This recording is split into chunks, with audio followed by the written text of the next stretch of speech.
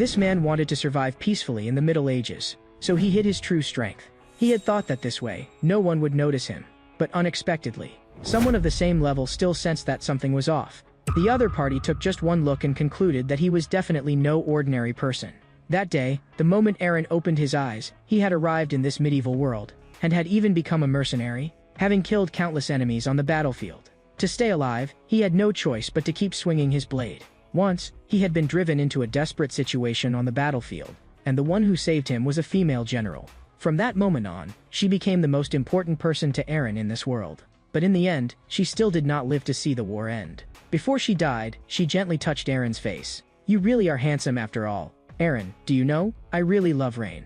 When this war is over, let's go to the east together. It's always raining there. But in the end, I was the only one who came here, and she remained there forever. Still, the rain today is a bit too heavy." Just then, a man blew a whistle. "Stop standing around. We have to catch him before he escapes the city." At the same time, Eren's two companions also arrived. Eren had already been waiting here for them for a long time, and they had finally shown up. And the person they were trying to catch this time was a mage. In this world, mages were the most detested kind of people, because mages could make contracts with demons. Once demons got involved, things became truly troublesome. If they catch Hans, Hans is definitely going to have a terrible fate. Even the lightest punishment would probably be death. Eren let out a quiet sigh in his heart. This damn Middle Ages. One word from the Lord could decide whether a person lived or died. A moment later, Eren knocked on the door of the guard headquarters. The curly-haired fat man in front of him was the captain of the guard. "Eren, are you late?" Eren said that he had accidentally overslept and was truly sorry. The captain had called Eren over this time because he wanted to ask about Hans. "I heard you and Hans are close. Is that true?" In a certain sense, that was indeed true. Because Hans was the smartest person Eren had seen in this era, and even after Hans got into the Magic Academy, the two had remained on good terms. But of course Eren would never admit that, so he only said that he was not familiar with Hans. The captain burst out laughing after hearing that, saying that could not be better. Hans had committed a serious crime, and the matter even involved the Lord's daughter. Hans had stolen something belonging to her. So the captain hoped Eren would personally capture Hans, and gave a strict order that it did not matter whether the man was dead or alive. Eren said that he would do his best to bring him back. After leaving, Eren only felt that the matter was becoming more and more troublesome. The Lord was the sky over this town. If this went badly, even he might be made to bear the Lord's anger. And a few people appearing before him now were the members of Eren's squad. They swore they would definitely bring that damn Hans back. They had always hated majors like him, but even after searching for a long time, there was still no trace of Hans. Eren heard them talking about giving up the search and going to the tavern for a drink, and instantly got angry. "All of you shut up and spread out to look for him right now." People in the Middle Ages were this stupid. When they could barely keep their lives, they still had drinking on their minds. As he walked, Eren suddenly spotted someone ahead of him. He thought the person looked suspicious, so he told him to take off his cloak. When the other person said nothing, Eren placed his hand on the hilt of his sword. The man let out a cold laugh. "It's really been a long time, Eren." The moment he removed his bamboo hat, Eren's expression froze. The man in front of him was actually bald.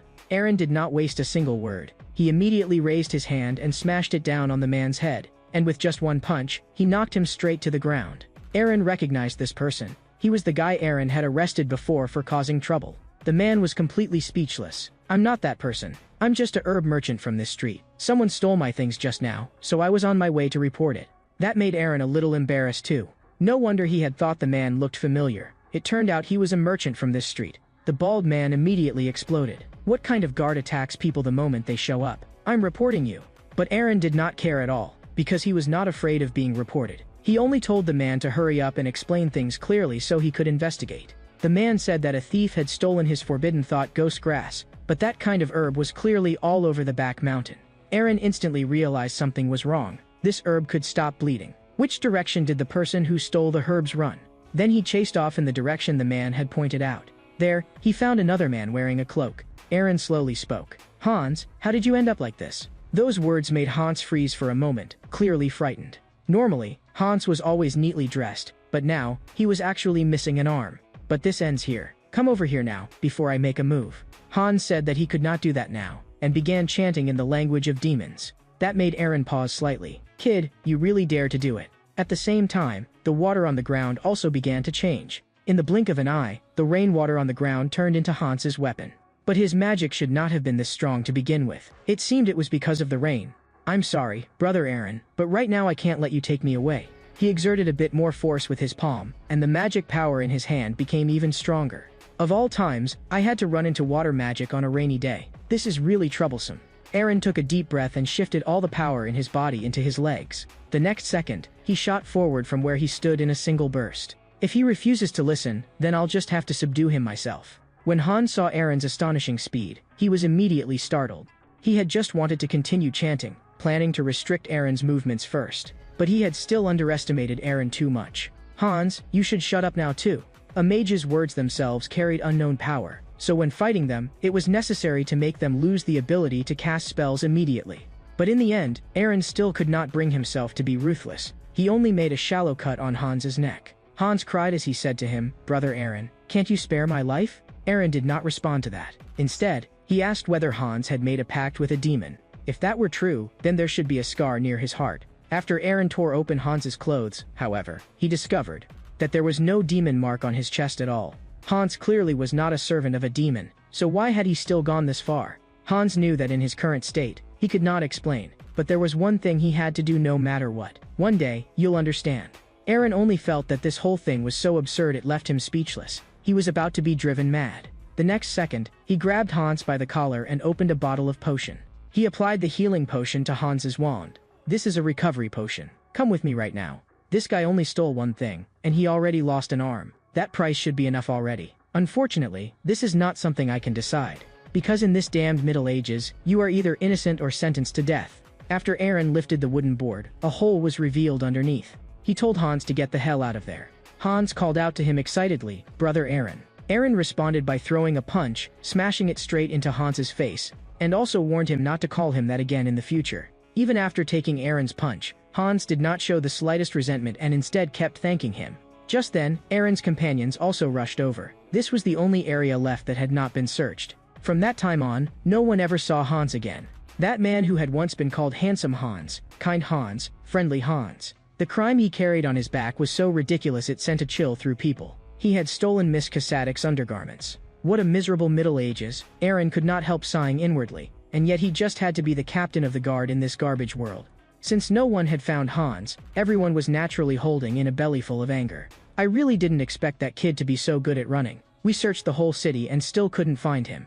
A few of the men guessed that Hans must have used magic to escape. But if magic were really all-powerful, then why had he not reattached his own arm first? Sleepyhead from the team told everyone to quiet down first, because he was already so sleepy he could barely stand it. After that, Aaron was called away for a private talk.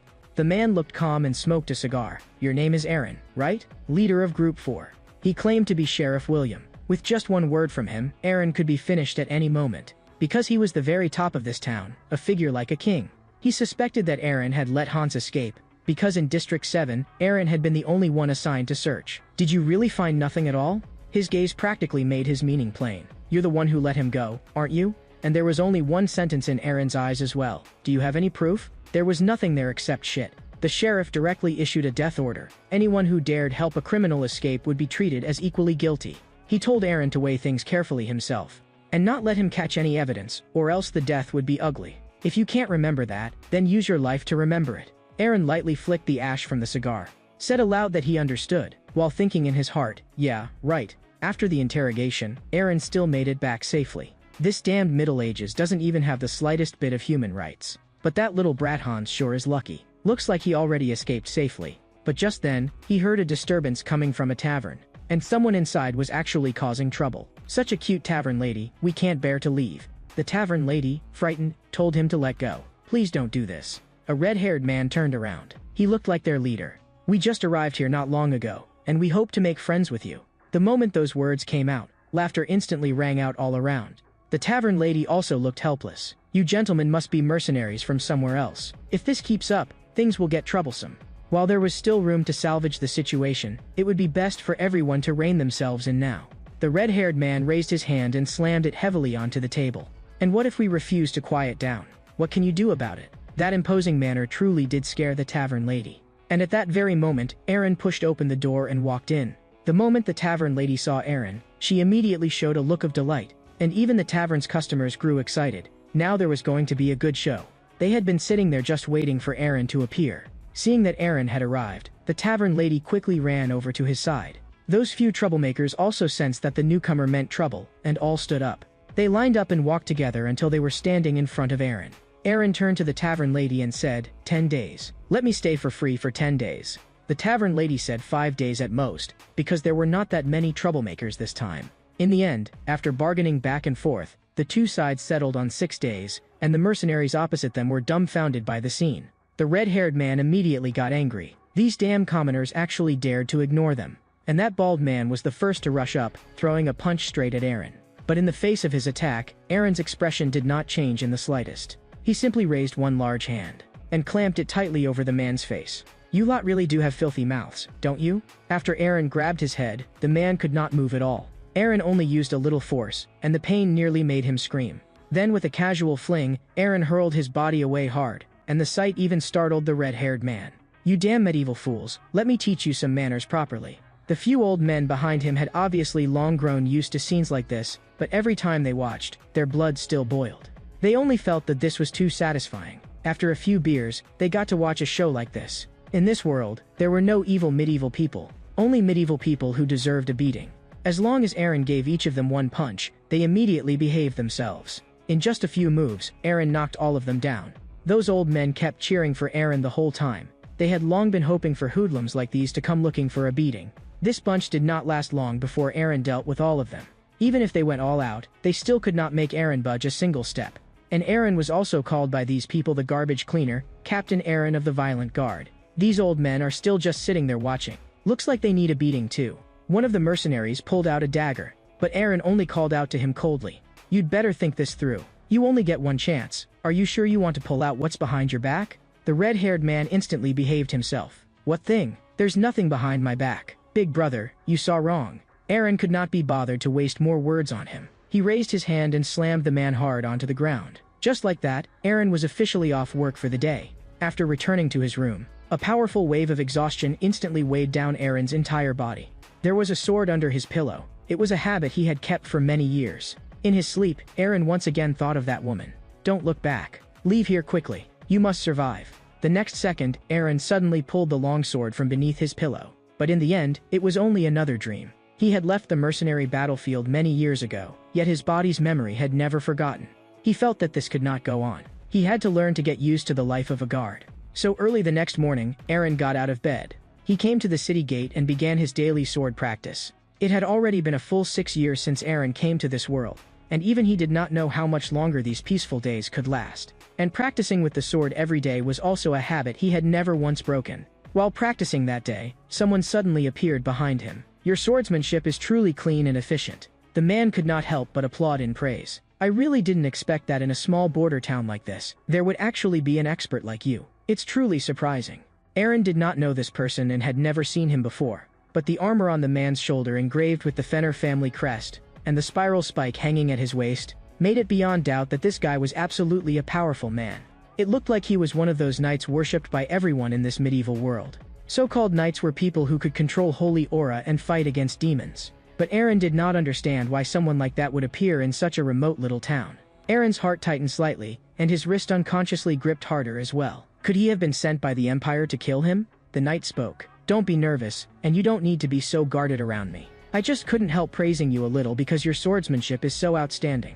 This knight asked Aaron which family's knight he was, but before he could finish speaking, he was interrupted by a woman's voice. Ben, so you were here. You're my knight, so how can you leave me behind by myself? And she was Vivian, the only daughter of the Cossatic lord's family. Only then did Vivian notice Aaron. Were you two chatting? Aaron immediately bowed. Greetings, my lady. I am Aaron, leader of the 4th Squad of the Cossatic Outer City Guard. Vivian also looked somewhat pleased. I'm very happy to meet you, Aaron. Thank you for your hard work in that matter last time. Please don't say that, my lady. Protecting you is my duty. But what Aaron was really thinking was, why had they sent a new knight to escort Vivian? Vivian pulled the knight away from there. Then we won't disturb your training. But afterward, we'll still have to trouble you to continue patrolling and maintaining public order. At this moment, however, Knight Ben's heart was in turmoil. That person is actually just a guard. But that's far too strange. It makes no sense at all. Why would a guard have the strength of a knight? And from the look in Knight Ben's eyes just now, Aaron could also tell that the other man had already noticed him. But as long as the other man did not come looking for trouble, Aaron would not make a move either. I'd better just go to work honestly. The moment he arrived at work, Aaron was met with a furious scolding from his superior. "You bastard, why don't you just go die?" Aaron had absolutely no idea what had happened. It turned out that the group Aaron had taught a lesson to yesterday really were mercenaries. They had originally come to carry out a mission, but yesterday Aaron had beaten all of them up. This left Aaron speechless. A bunch of mercenaries living like street thugs did not deserve any sympathy for getting beaten. But then again, they had originally come to carry out a mission, and now they were all injured. So Aaron had no choice but to go find Nova. The moment he entered, Nova's tapping finger on the pan immediately stopped. "Aaron, it's you again. What exactly do you want this time? Why are you causing trouble every single day?" Causing trouble would be one thing, but now you've started causing trouble for me too. She was an administrative official of the town, and was also known as the person with the worst temper in town. But this time, Aaron had come prepared. That handsome guy from their squad had taught Aaron several tricks in advance. Kel had said that he absolutely had to keep a slight smile at the corner of his mouth. So Aaron immediately did as he was told. "I have to smile." Nova was clearly startled. "What's wrong with you today? Are you not acting normal somewhere?" Next was the second point. Be sure to praise the other person's strengths. Forcing out a smile, Aaron praised Nova. "That hairstyle of yours today, seen from behind, it looks just like a ripe orange. It makes me want to take a bite." To be honest, this scene had already completely exceeded Kel's expectations. Not only was Nova not happy, but her expression actually turned even uglier. Had this guy gone insane? But she also knew that this was just Aaron's personality. "The group you beat up yesterday were mercenaries preparing to head to Burt Town." Aaron, however, said it did not matter. With that group's strength, they were not even as capable as guards, so even if they were really sent there, they would not be much help. That sentence completely enraged Nova. "Shut up and listen to me first. In any case, things have already turned out like this, so you have to take the place of those mercenaries and carry out the mission. No refusal. I'll pay you, and besides, this whole mess was caused by you in the first place." Aaron had no intention of refusing either. After all, this really was the mess he himself had created. But what mission were they supposed to carry out this time? From Nova, he learned that it was escorting a carriage to the next town. And just like that, it was decided Aaron was assigned to escort the carriage. But he still found it strange. Was it really necessary to send so many people to escort it? And almost all of the escorts were mercenaries. That gave him an instinctively bad feeling. Aaron turned his head to look at the red-haired man beside him. "Do you know who's in the carriage?" But after taking a closer look, he realized this guy was actually the mercenary Aaron had beaten up a few days ago. And he looked exactly like a weasel. That weasel became furious on the spot. "My name is Dylan." Aaron told him to hurry up and talk, or he would give him 2 more punches. At this moment, someone in front said that it was already dark, and they had heard there was a small village up ahead, so they would spend the night there. The moment he heard the word small village nearby, Aaron's eyes changed instantly. An hour later, they arrived at the village. But when they got there, they discovered that there was not a single person around. Had all the villagers fled? Someone quietly guessed that this could not possibly have been the work of demons, could it? The moment those words were spoken, they were immediately cut off. At a time like this, don't say something so unlucky. At the same time, Dylan noticed that Aaron had already left where he was standing. He immediately chased after him. "Big brother, where are you going?" "Brother Aaron, wait for me." As he passed by a carriage, the woman inside lightly curled her lips into a smile. Dylan followed behind Aaron the whole way, and this place also brought back some memories from the past for Aaron. Aaron had once given a child a book. That child's smile had been very healing. "Thank you, Sir Knight. Next time you come, you have to come play with me." Suddenly, Aaron stopped walking, and Dylan crashed right into his back. Because right under his feet was a pool of blood. Dylan saw it too, but at that moment, Aaron was staring fixedly ahead. "Hey, Dylan, whatever you do, don't look up." Unfortunately, Dylan still instinctively raised his head, and what entered his eyes was row after row of hanging corpses. That sight made his entire body freeze on the spot, and then he immediately dropped to his knees and began dry heaving. But Aaron was long accustomed to scenes of corpses piled like mountains and seas of blood. What he had not expected, however, was that a voice would suddenly slip into his ears, and it was a voice he knew well. "Captain Guard Aaron." Aaron suddenly turned around, trying to see where the voice had come from. He saw a woman in a long dress standing behind them, but Aaron did not understand why she would appear here. And this person was none other than Lady Vivian, whom he had seen during the day, though there was clearly something wrong with her expression at this moment. After seeing Lady Vivian, Aaron returned to the group. Dylan was obviously still not over what he had just seen, so he had no appetite at all even for the pot of hot soup in front of him.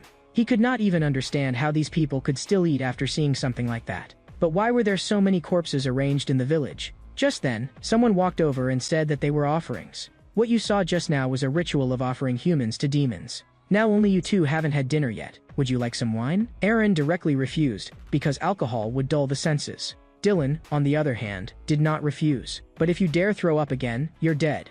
This old man was named John, and he was the person in charge of this escort mission. He had never seen Aaron before. Aaron said that he was not a mercenary. He just worked in a town and had only been temporarily assigned here this time. In any case, John told them to eat more, because this journey would probably be harder than they had imagined. Vivian and Night Ben just happened to pass by nearby. The others could not help talking about Vivian as well. I heard she is the flower of the East. Although I only got one look just now, that young lady really was so beautiful she hardly seemed real. Although John knew that this carriage escort mission would not be simple, he had not expected that the people inside the carriage would actually be the young lady of Casatic City and a knight. Just now, Lady Vivian had suddenly appeared behind them, and said that she had only come out for some fresh air and happened to pass by here. Staying in the city all the time was too stifling, so at her father's suggestion, she had decided to head to Burt City. When you say father, do you mean the Lord? At that moment, a hand interrupted Vivian's words. The one who came was Night Ben. The more you know, the greater your responsibility. So, Captain of the Guard, you only need to do what you are supposed to do. Aaron still cared a great deal about why the Lord wanted to send the young lady to Burt City. John looked at Aaron and asked whether he was a little too calm. There might be demons nearby, so was he really not afraid at all? Aaron only sneered inwardly. Back on the mercenary battlefield, he had seen plenty of demons. Those things were really not enough to make him take them seriously. We have a knight here, so why should we be afraid of demons? They are the elite specially trained by the Empire to deal with demons. And as long as this sword is still in my hand, even if there is only the slightest chance of winning, I can survive. So no matter what happens, I will not be afraid. Only then did John seem to understand. So he was just an arrogant, conceited fellow. Still, I sincerely hope you keep winning. Time passed quickly, and the porridge in the pot had already been scraped clean. And Aaron came to a room, and gently picked up a notebook from the table. This notebook was something Aaron had once personally given to a child. It's probably been a long time since I last saw him. I wonder if that little brat has grown any taller by now. Just then, a figure suddenly appeared behind him. Aaron instantly sensed the movement at his back, and struck backward with an elbow, smashing it hard into the other party's head. But when he clearly saw what was in front of him, he could not help being shocked. Because the figure standing there was actually a zombie. Its eyes shone with a fierce light. When it still tried to turn and pounce on him, Aaron swung his sword again.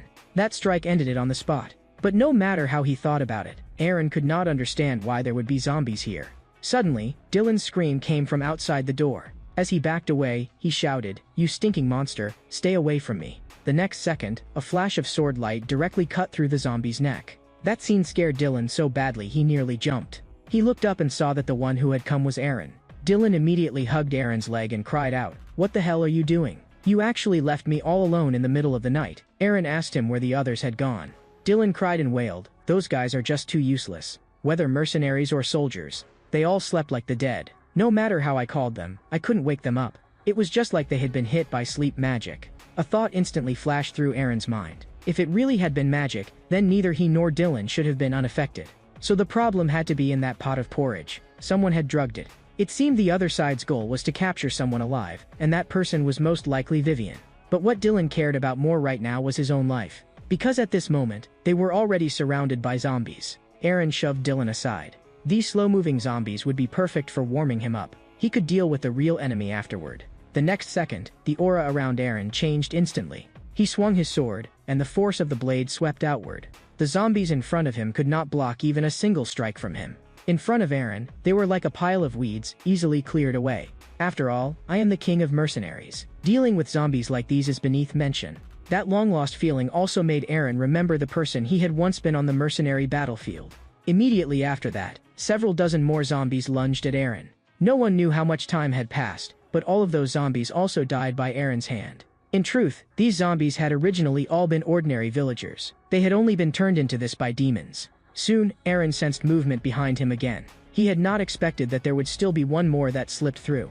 But when he clearly saw who it was, his whole body froze. That zombie moved very slowly and could only crawl laboriously across the ground with both hands. It had a head of yellow hair. And with such highly distinctive hair color, Aaron recognized who it was at a single glance. It looks like Horn really did grow quite a bit taller. Damn it, those demons actually turned a child into a zombie. Looks like today, I can only end all of this with my own hands. 2 years ago, in order to avoid the Empire's pursuers, Aaron had once hidden in a small village. That memory of spending time with Horn once again surfaced in Aaron's mind. He had always called Aaron a knight, and Aaron would always tell him to stop calling him that. I read in a book that knights are people who are strong and handsome, and you are exactly that. Out of everyone I've ever seen, mister, you are the strongest and the most handsome, so you are a knight. Who would have thought that even at such a young age, Horn would be so good with words? Every time Aaron patted his head, he would be overjoyed. Those days had truly been good. Aaron remembered that it had been not long after he first arrived in the town. He had truly liked that little brat, but he had never imagined that Horn would end up becoming a zombie.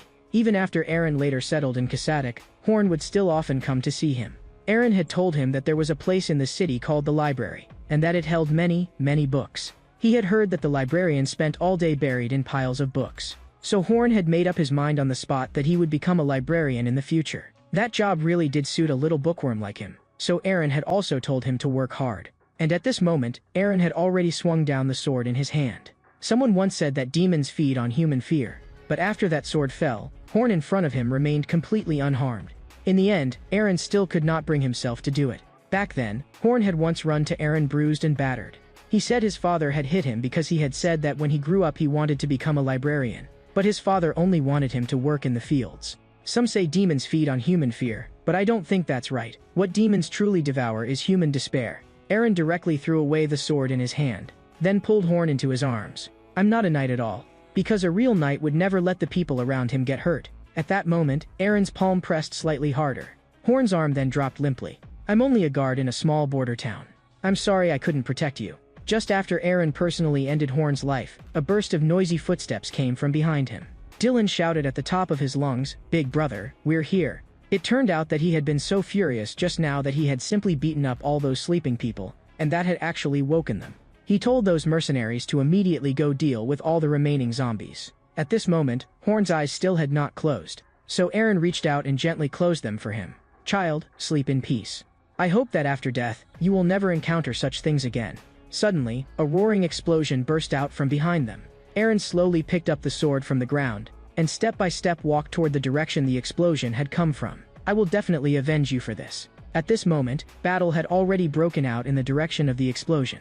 Knight Ben had already dealt with several assassins. I heard that someone in Kasadik City wanted to harm the young lady, which is why she was secretly being sent to Burt City. But I didn't expect that even after leaving the city so quietly, we were still found. Still, my duty is to protect the young lady. As a knight, I will never let go of the sword in my hand, even if the one standing before me next is the most vicious demon of all. Ben was actually trying to force that demon to back down, but the demon only let out a cold smile. "You knights sure do talk a lot, but even if you keep stalling for time, your wound won't heal on its own. That short blade was coated with deadly poison, and you must have eaten quite a bit of the stew too. That drug will only make you sleepier and sleepier. Do you really think you still have any chance of winning?" Knight Ben panted heavily. "No wonder you're so ugly. One look at you is enough to tell me that underhanded tricks are all you know."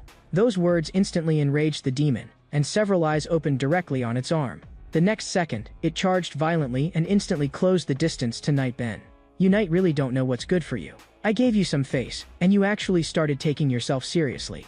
Knight Ben's heart sank. The holy aura inside his body was probably only half of what it usually was, and he could not gather it properly at all. And all of this was because of the poison. But the demon would never let such an opportunity slip away. Knight Ben instinctively dodged, trying to find the demon's weakness.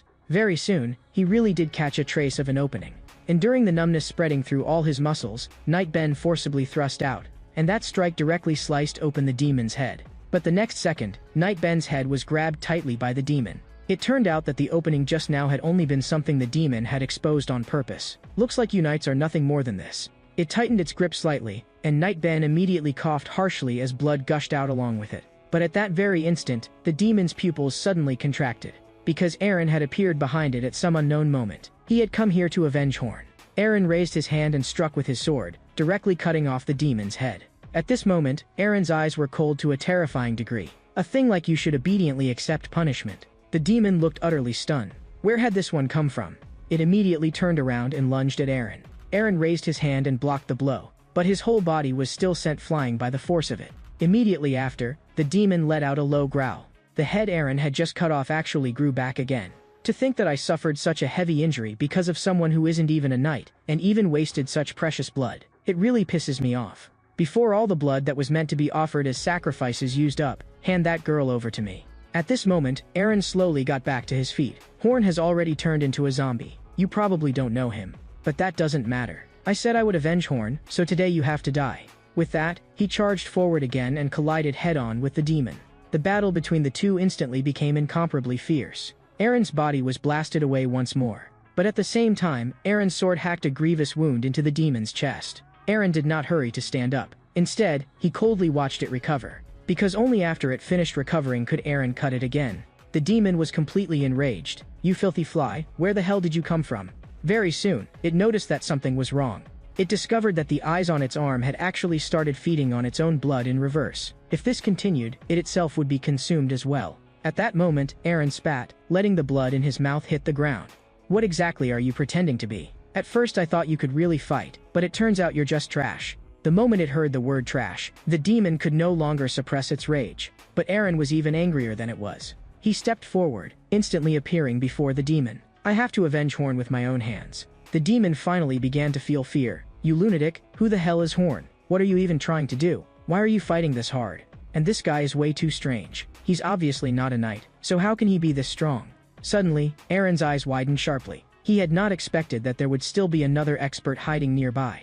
He instantly turned around and raised his sword, forcibly blocking the other party's attack. And the one who had struck was actually John. "I really didn't expect that. You're not just big, you're strong too." Earlier, Aaron had still been wondering when exactly this man would reveal himself, but it had happened at the exact moment Aaron was fighting the demon. John let out a chuckle. "You don't look stupid after all. You're actually pretty good at reading the situation. But the way you look, you seem a bit too slow, and your brain doesn't look all that sharp either." He shouted loudly at Aaron, "I never thought you had been hiding yourself this deeply." But it was not that Aaron had hidden himself deeply. It was that he was careful enough. The villagers had only just been turned into sacrifices, and then their group had arrived at the village at exactly that time. The person who most deserved suspicion was, of course, John, the one in charge. Very soon, the two men's swords crashed directly against each other. And on the other side, the demon also wanted to use this chance to continue restoring its strength. In only the time of 3 breaths, its arm had completely grown back. But at that moment, the eyes on the demon's arm suddenly spoke. "Too late. I no longer need your body." The demon immediately began to beg for mercy. "Please wait, I can still do many things for you." But no matter what it said, that higher-ranking demon had already lost interest in it, because it had found a more delicious body. The sword in Aaron's hand was directly broken by John. That made Aaron curse on the spot that it really was a lousy sword. And John also felt that it was about time to end this. "You big brute, go die right now." But what he had not expected was that Aaron would directly counterattack with the broken hilt. The power of that strike was no weaker than a punch, because all the force had been completely concentrated. With a bang, John dropped straight to his knees. No matter how he thought about it, he had never imagined that he would run into a monster like Aaron here. At the same time, Aaron raised his eyes to look at the true monster before him. "So in the end, you were completely devoured by the demon after all?" The one standing in front of Aaron now was no longer the person from before, but only a body and the open eye on its chest. The demon immediately burst into laughter. Its true form had actually been hiding inside this body all along. "Pathetic trash, answer my question. Next, I will take your body at any cost. What can you possibly do to stop me?" Aaron sneered inwardly. Back on the mercenary battlefield, he had already gone through life and death situations countless times. A mere low-level demon thought it was worthy of targeting him? Aaron threw away the broken blade in his hand, and charged straight at it head-on. "You may not know this, but although I'm not a knight, I may be more dangerous than one." The next second, he had already rushed in front of it, and both hands clamped tightly onto the eyeball in its chest. Immediately after that, Aaron opened his mouth, and bit down hard, tearing off a chunk of its flesh. "I'm going to bite that disgusting eye of yours to pieces, little by little." The demon instantly screamed, "You bastard, stop that." But what it was really thinking was, "Wonderful, this is exactly what I wanted." At that moment, the demon seemed to see Aaron's memories, and the companions Aaron had once had on the mercenary battlefield began to surface in its mind. Those people were all Aaron's most important comrades. One woman looked at her bickering companions and smiled gently. She was a mage, Averly. Then another woman appeared in the scene. She was the most important person in Aaron's world. Stop fooling around and give him his money back. Her name was Udra. At that time, Aaron had still been a spirited young man. Although this team argued with each other almost every day, their relationship had actually always been very good. At that moment, one of his companions patted Aaron on the shoulder. He smiled and said to Aaron, "Captain, you didn't forget, did you?" His back was already covered with swords, blades, and arrows. "You said you would survive no matter what. You haven't forgotten that oath, have you?" The demon almost wanted to laugh out loud. These memories were simply too delicious. And at that very moment, Aaron suddenly woke up. Knight Ben behind him spoke. "You're finally awake. You've been unconscious for a long time. Are you all right, Captain Aaron of the Guard? So you're still alive, Knight. I thought the demon had eaten you long ago." Knight Ben said that lion ought to have come from him instead. "Your aura was getting weaker and weaker. I thought you were already dead." But just then, Aaron discovered that all the injuries on his body had actually healed, though he could not quite remember what had happened before. Knight Ben said that when he woke up, he saw Aaron already sitting there, and lying together with that demon. "Don't tell me you weren't the one who did this. I absolutely won't believe it." Of course Aaron would not admit it, and he even said that he had already lost all memory of it. But now that the demon was dead, it was ultimately a good thing for them. That said, why had that group of demons targeted that foolish young lady? Knight Ben laughed out loud. "Do you always speak so rudely about nobles? Also, there's no need for you to know these things." In any case, Ben felt that he owed Aaron a huge favor. "Now, please allow me to introduce myself again. I am Ben, Knight of Burt City. Thank you very much indeed." But Aaron did not want to get too involved with him. After saying it was nothing, he did not continue any further. Time quickly reached the next day. That day, they first burned all the zombies. Those fools had sacrificed an entire village to summon a demon, and their target was merely the life of Kasadic's young lady. Aaron always felt that this matter was not that simple, so it seemed he would have to be more careful from now on. After all the dead had been cremated, the whole team turned around and returned to Kasadic City. They decided to tell the outside world that Ben was the one who had killed the demon.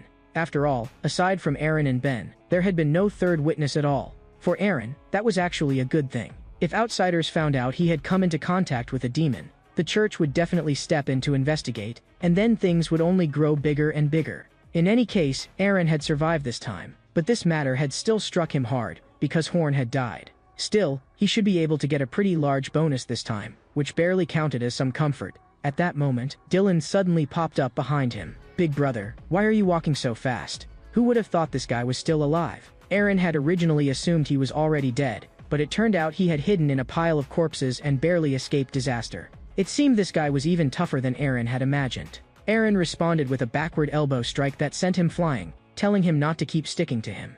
In the blink of an eye, it was already the next day again. Aaron stared at the mirror with disbelief written all over his face. At first, he thought he was seeing things, that he was simply not fully awake yet. But after looking carefully, he discovered that an eye had really grown on his chest. That eye slowly opened. "You woke up pretty early." Even more absurdly, it could actually speak. At that moment, Aaron truly could not keep it together and let out a scream. Aaron instantly drew his dagger, and without hesitation stabbed it toward his own body. But the blade tip felt as though it had struck steel and got no reaction at all. But the eye said, "That feels great. No one has scratched my itch like that in a long time. A little higher, that feels good." Aaron was nearly scared out of his wits by it. This was the first time he had ever encountered a situation like this. "You shut up." After hearing the commotion, the tavern lady downstairs was also baffled. After messing around for quite a while, Aaron finally discovered that he simply could not do anything to that eye. "You should be that demon, right? Thinking about it now, I really was unbelievably stupid. I actually bit off a piece of it with my mouth. No wonder my memory cut off." But the demon told Aaron not to misunderstand. This had nothing to do with Aaron's will. It was purely because it wanted to take Aaron's body. Aaron told it to get out right away and possess someone else, or else he would dig out the flesh around it too. But the demon said that was not something Aaron could decide. And besides, it still needed some time before it could move its nest. Aaron directly asked how long exactly that would take. "If we calculate it seriously, probably about 100 years. Aaron could not be bothered to waste more words, and immediately thrust a sword straight into its eye. But the demon secretly rejoiced inwardly. "Calm down first. Being possessed by me isn't nearly as bad as you think. It seems I'll have to show you properly. Today, I'll let you know exactly what kind of existence I am." The next second, a green light appeared in Aaron's room, and that light tightly wrapped around Aaron's body. That made Aaron pause slightly. Could this be the legendary Holy Aura? That was a power only knights were supposed to be able to use. That knight Ben from before had used exactly this kind of power. But Aaron had never imagined that even a demon could wield Holy Aura. Yet the very next second, Aaron was rendered speechless. The Holy Aura that had just appeared suddenly disappeared again.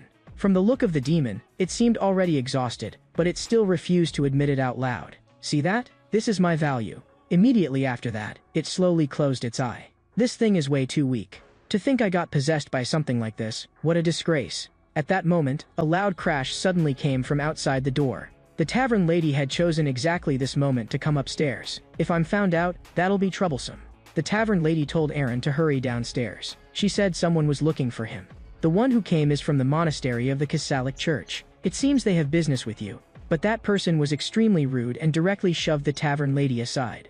I don't have time to wait for him. He should be on the second floor, right? He shouted at the top of his voice. Knight Ben wants to see you. You commoner, get over there already and stop dragging your feet. Aaron answered with a punch straight to his nose. Why is your face so disgusting to look at? It makes me want to punch you to death. I'll go out when I'm ready. You lie there and wait. A moment later, Aaron came down from upstairs. The tavern lady lit up the moment she saw him, and even told Aaron to come back early, because recently she had learned a massage technique that felt extremely good. But the price was far too expensive, and Aaron had no desire to spend that money. The tavern lady immediately looked hurt. Then I'll charge you 40 copper coins. The sudden visit from the monastery people today had really frightened Aaron badly, but after all the fuss, it turned out Ben merely wanted to see him. Aaron was still wondering whether this guy was planning to share part of the demon hunting reward with him. It turned out that they had already discussed this matter yesterday. Captain, you mean to give me all the credit for exorcising the demon? Aaron nodded. If you feel bad about it, then just share some of the bonus with me. I don't care about the rest, but I won't refuse money. Ben laughed loudly. I understand. When the reward is handed out, I'll definitely call you over. This guy may be a knight, but he really does understand how the world works. But come to think of it, that power meant to destroy evil and carry out justice, holy aura, was supposed to belong only to knights. And yet now, I can actually touch it too. Only those personally chosen and trained by the Empire were qualified to become knights, but almost no one truly knew how knights were actually trained. Aaron had always believed that, but the power the demon had displayed was so similar to holy aura that it left him feeling that something was wrong. He had already started thinking about that reward money and asked Halfie how much longer it would take, and the man said they were almost there. That person was a little confused about what Halfie meant. It actually meant half a noble. You're the illegitimate son of an illegitimate noble, so this nickname suits you perfectly. Halfie looked like he was about to cry after hearing that. You bastard, one day I'm going to kill you. Very soon, they reached their destination, and it was actually the Sun Church Hall. At once, a layer of cold sweat broke out across Aaron's back. I'm not really going to get finished off here today, am I? I've got a demon possessing me. After going inside, Ben actually seemed quite happy. You finally came. I've been waiting for you for a long time. Did suddenly calling you over scare you? Actually, Aaron was not scared because of Ben at all. He was only afraid that the demon inside him would be exposed. At this moment, someone took the initiative to greet Aaron. He was the priest of this church hall, and his name was Blian. And beside him, there stood another person, whose name was Joanna. She was an inquisitor of heresy. Though she looked like a man, she was actually a woman. Both of these people were famous for their devotion. Looking at that woman, Aaron felt uncomfortable all over. She seems hostile toward me. Otherwise, why is she staring at me the whole time? Did she discover the demon inside me? The next second, she suddenly threw a punch at Aaron. At the same time, Aaron instantly drew his blade as well, but she only lightly touched Aaron. Aaron was a little stunned. What exactly was the point of a punch with absolutely no killing intent? At this moment, Blian spoke. This is a blessing personally bestowed upon you by the Inquisitor of Heresy. Joanna lashed 11 strikes toward Aaron, so her earlier movement had only been some kind of religious ritual, but just from looking at it, who could possibly have guessed that? The demon inside Aaron immediately grew irritated. This place makes me very uncomfortable. Hurry up and get me out of here. Blian slowly spoke. I have already heard that you helped Knight Ben achieve quite a great deal. This is a small token from the church, and we hope to commend your effort and merit. The moment he saw those items, Aaron was stunned. There were actually quite a few gold coins there, and as for the badge in the middle, he did not pay it much attention. But in truth, he could not afford not to care, because in the eyes of these people, that badge was far more important than the gold. Aaron immediately said that he could not accept it, that it was far too precious. But Blind told Aaron to accept it without worry. He only hoped that if the Sun Church ever ran into trouble in the future, Aaron would be willing to lend a hand. Quite a few nobles and powerful people in Casatic City had been rumored to be corrupt, and it was said that Blind was one of them. If Aaron were willing to follow him, maybe he really could gain quite a lot, considering that he was the true religious leader of this era in every meaningful sense. From today onward, you are the father of my faith. Joanna beside him looked utterly speechless. Was there something wrong with this guy's brain? After Aaron returned, all his team members were dumbfounded. Aaron asked what was wrong with them and why each one of them had that expression. Was his armor not handsome enough? But in their eyes, Aaron now looked exactly like a vulgar nouveau riche. And rather than using those gold coins to buy armor, it would be better for him to first pay back the debt he owed the tavern.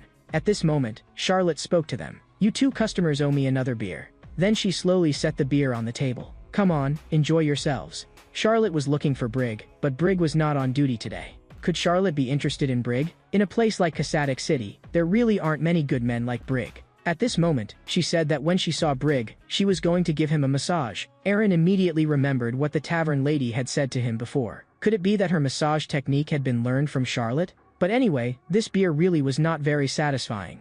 Because it was too warm. He truly missed the kind of ice-cold draft beer he used to have. Charlotte suddenly remembered something. Have you heard? Recently, it seems a group specializing in gambling scams has arrived in the city. Aaron remembered that there was an inn called the Sickly Mermaid. And recently quite a few outsiders had moved in there. They had also started a gambling den on the side. And at this moment, Dylan was sitting right there in that gambling game. He only felt that it was absurd. There had been 5 rounds in a row, and every time it was fix. He had already started suspecting that the other side was cheating. He had heard that there seemed to be a little girl over there controlling the entire dice game. Aaron slammed his cup down heavily. Quite bold for such a little brat. A minor actually dares to run a gambling ring on my turf, Aaron's turf. As the captain of the Casatic Outer City Guard, there is absolutely no way I can pretend I didn't see this. Kel quickly advised Aaron not to go. If you cause trouble again, then things will really become a disaster. But Aaron clearly did not see it that way. How is this causing trouble? This is clearly a merit to my name. Let's go. Let's go meet that little girl. It's everyone's duty to put an end to gambling, so hurry up and follow me. It just so happens my hands are itching too. I haven't gambled in a long time. Right after Aaron heard about the gambling den from Charlotte, he directly took Kel with him to that gambling house. The moment he walked in, someone recognized Aaron. But judging from Aaron's expression, something was clearly off. Just seeing this long unvisited casino already made him feel a little nostalgic. That person pointed at Aaron and said, "So you're not here to crack down on gambling? And hadn't you already quit gambling?" But Aaron said that after gambling one last time today, he would leave. It was rare for him to be carrying such a large amount of cash. He casually pulled out a chair and sat down, took out a money pouch, and said to the girl across from him, "You're pretty good at shaking dice. How about a game? Let me, Aaron, see what you can do. Don't hold back on me." With that, Aaron picked up the dice cup and started shaking it. Unexpectedly, Aaron rolled a 6. It seemed his luck really was good today. But by coincidence, the girl also rolled a 6. That immediately piqued Aaron's interest. If that was the case, then the bet would keep going up, double it directly. The girl was clearly delighted inside. This person really is stupid. In that case, I'll double it too. This is truly the first time I've seen someone this stupid, actually raising the stakes by himself over and over. At this moment, a man behind her gave a light cough. And that cough was the signal that the girl was about to reel in the net. It's only natural that he do that. After all, he could never dream that I can casually change the number with magic. I do feel a little sorry, but very soon I'll make you lose absolutely everything. But the next second, Aaron directly slammed his cup upside down on the table. Nobody move. Don't even think about cheating with magic. Those words directly startled the girl. She stood up on the spot. Do you have any proof? Proof? Of course Aaron had proof. You definitely changed my dice to a 4 just now. So next, you'll also change your own number to 4 and end this round right away, won't you? Using such a lame trick, she really is looking down on me too much. After the dice cup was opened, Aaron's side really was a 4 as well. I'll bet all my money, plus one hand, that you used magic to change the number. If you don't dare continue, then get out right now. This kind of trick is way too common, using a low-level mage like you to pull this cheap gambling scam. The man behind her directly drew a dagger. I thought a fool had come in, but who would have thought you'd actually see through them? If you don't want to die here, hand over all the money you just won, then get out. Looks like you people really don't know who I am. Anyone around here who knows me wouldn't do something this stupid. Gambling dice with this little girl is actually kind of interesting. Aaron directly took out a gold coin. How about one last throw? This is a genuine Sun Church gold coin, worth at least 500,000 copper. I think using this as the stake should be enough. The moment they saw that gold coin, all of their expressions changed instantly. Even the boss in the back looked confused. You clearly know we cheat, and you know this girl is a mage. Then why do you still dare to gamble with us on purpose? What the hell are you plotting, bastard? Aaron truly did not understand why they were talking so much nonsense. If you're scared, then don't gamble. The word scared completely enraged the other side. The next second, he smashed an axe straight down onto the table. Fine. Then I'll use this money, plus one of this girl's hands, to bet this round against you. If anything goes wrong, forget about keeping your own hand. In the blink of an eye, they had already surrounded Aaron. Little girl, at your age you should be attending magic school. Why are you running around with people like this? Was it after you started learning magic that you realized you just weren't suited for it? Or is your family too poor, and you want to earn your own tuition? Kana was nervous beyond measure, because what was at stake in this round was her own hand.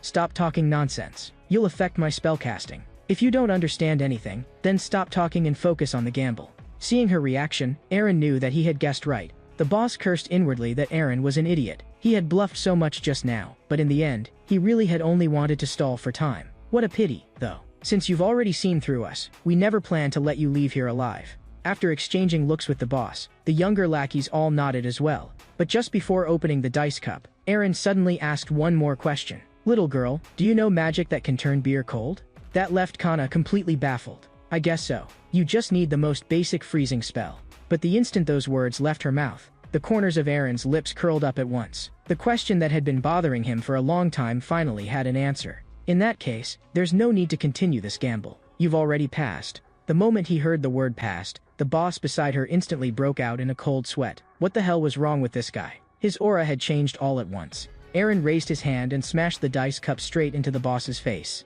A dice game. Shake the 2 dice in the cup, add the numbers together, and the side with the higher last digit wins. That whole group exploded. What the hell are you doing? Get him. This is what's called a warrior's wager. This kind of game is pretty popular in the Middle Ages. Aaron knocked a burly man flat with one punch. The reason it was popular was because there was a saying that one blessed by martial fortune would never lose. Aaron threw several more punches in succession, smashing them hard into the other man's face. Their boss also charged at Aaron, swinging his weapon. The axe came chopping down head-on, but Aaron dodged it in an instant. In his eyes, that speed was slower than a turtle. Hey, don't you think you're pathetic? That sentence directly left the boss stunned. A grown man actually living off a little yellow-haired girl. What a useless piece of medieval trash. The next second, Aaron grabbed him by the throat. If you don't even have a sense of shame, then I can teach you personally. The boss's expression twisted in extreme pain, but inwardly he still believed he had already won, because someone had already quietly appeared behind Aaron, and Aaron seemed not to have noticed at all. But the instant the other party made a move, Aaron suddenly turned around and faced the dagger head-on. Aaron let out a cold laugh. So you're still playing the sneak attack game. You seem pretty practiced at it. Since living like this is so shameful, I might as well let you die by your own man's hand. With a wet thud, that blade plunged straight into his chest. Immediately after that, Aaron grabbed another man by the head as well. The little girl standing behind them stared blankly at the way Aaron fought. This guy is way too outrageous. He's absurdly strong. He can actually beat down this many ruthless people all by himself. He's like a war god. The people lying on the ground can only serve as stepping stones beneath him. At this moment, Kel also hurried up to try to break things up. The boss is really something else. Every time he plays dice, it ends up turning into a fight. This guy seems to be a wanted criminal from the neighboring district. I'll leave the rest to you. And Aaron had already walked in front of that little girl. Refrigerator brat, come here. The refrigerator brat was so frightened that she kept begging for mercy, hoping Aaron would let her go. But in the next second, she froze. You should be short on money, right? As long as you help me make some iced beer every day, I'll introduce you to a job. Until you're able to go to Magic Academy, I can also provide you food and lodging for free. If you're willing, come with me. I guarantee you'll like that job. At that moment, the little girl finally stopped crying. I promise you, I'm willing to go with you. The scene shifted, and Aaron was once again training as usual. And at this time, that little swindler had appeared behind Aaron as well. But now, that little swindler had changed her name to Mini Fridge. Aaron casually took the beer she handed over. He tilted his head back and took 2 huge gulps. This feeling was just too satisfying. He could no longer remember how long it had been since he last drank something like this. Aaron asked her, "How old are you, brat?" She said she was 12. How can a 12-year-old be this tiny? Are you a dwarf?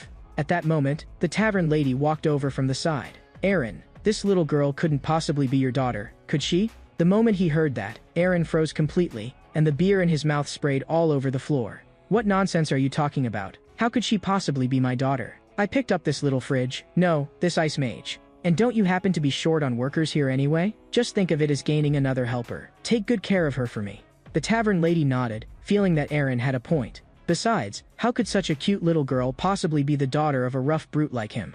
This period following that scumbag must have been really hard on you. Big sister will protect you from now on. What's your name? My name is Kana.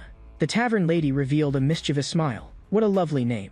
Kana, how many cups of ice beer like this can you make in a day? When she heard Kana say that she could make 300 cups, she got so excited she nearly jumped up. Seeing that, Aaron felt that it was about time for him to go to work too. The days he lived through every day were actually all about the same. First get chewed out, then get warned not to keep causing trouble. Then, in name, inspect the condition of the fruit. Though when it came to these things, he never had to pay to eat them.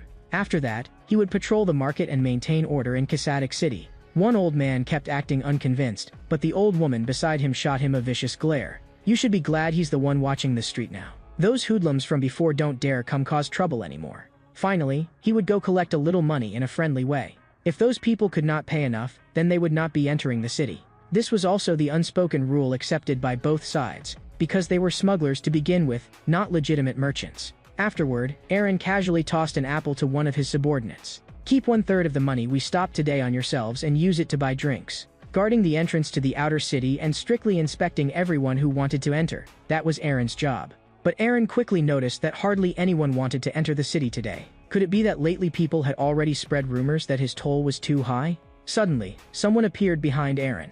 He only heard the man say in a sinister tone, "The camellia flower never withers. Did Scar send you to find me again?"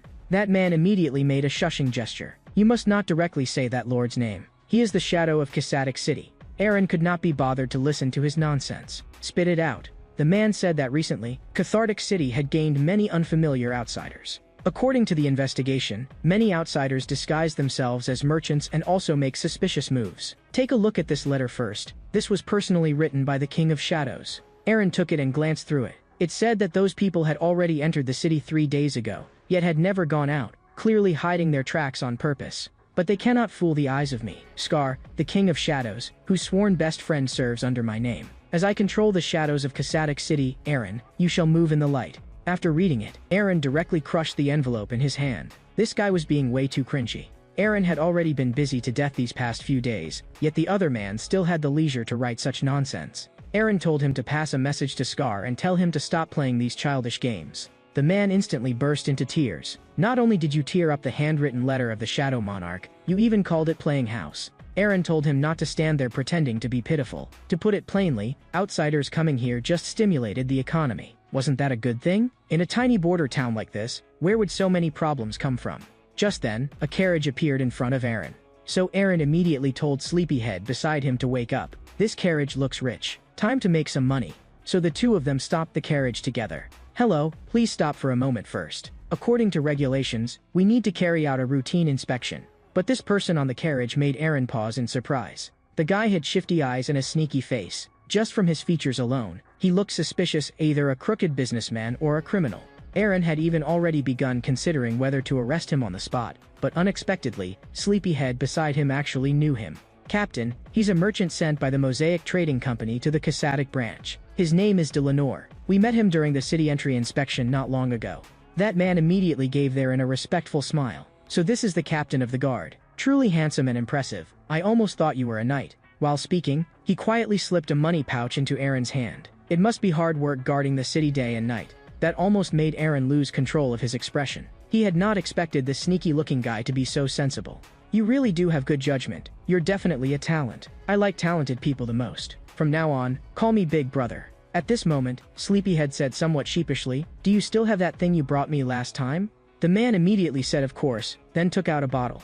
Aaron had absolutely no idea what they were up to and could not tell what the thing even was. But Sleepyhead treated it like treasure and quickly told Aaron not to try to take it. That left Aaron speechless. "No matter what, we still need to confirm exactly what you're bringing into the city this time." Aaron's fingers tightened slightly. "Your carriage isn't carrying something shady, is it?" While they were talking, Aaron noticed that something was hanging around the man's neck. Taking a closer look, it turned out to be a tattoo. Just then, Sleepyhead looked into the carriage with disgust all over his face. "Captain, come take a look." When they opened it, even Aaron froze for a second. Inside was actually a pile of goat carcasses. From the look of it, they were obviously not being transported to a slaughterhouse. The meat had already started rotting. If it was left like this any longer, forget selling the meat, even the whole carriage would be ruined. Aaron truly could not understand why they were transporting this kind of thing. The man stared at him darkly. It seemed there was no help for it. He would just have to handle it this way for now. This guy really is a crooked merchant, and rotten to the core. But you paid a lot, so at least you know how to do things. For the sake of you being my little brother, I'll let you in this time. You're welcome to come often in the future to Cal City. After that sneaky-eyed fellow left, the corners of his mouth could not help curling into a cold smile. You people really are stupid, actually welcoming me into the city. Before long, I'll turn this entire Cassadic City into a living hell. After he left, Aaron turned to Sleepyhead beside him and said, "His name is Delanor, right? Why do I feel like he seems a little afraid of heights?" Sleepyhead beside him was obviously unable to understand what that meant. Recently, Cassadic City really has gained many unfamiliar outsiders, and many of them disguise themselves as merchants and make suspicious moves. Looks like this time, Scar really was right. But once they've entered the city, it becomes my territory. Little brother Delanor, you'd better protect yourself well, because in this Middle Ages, you are either innocent or sentenced to death. After busying himself pointlessly all day, Aaron came to the tavern with his teammates for a drink, and unexpectedly heard some news. Who would have thought that Charlotte, the most beautiful woman in town, was actually going on a date with Aaron's teammate? That immediately made Kel beside him unhappy. Why would a dumb giant like you get asked out by someone? But even more ridiculous was that the location of their date was actually the execution grounds. Had they mistaken it for an amusement park? That made Aaron even more certain that people in the Middle Ages were still uncivilized. I'm planning to bring the bread my mother made that day.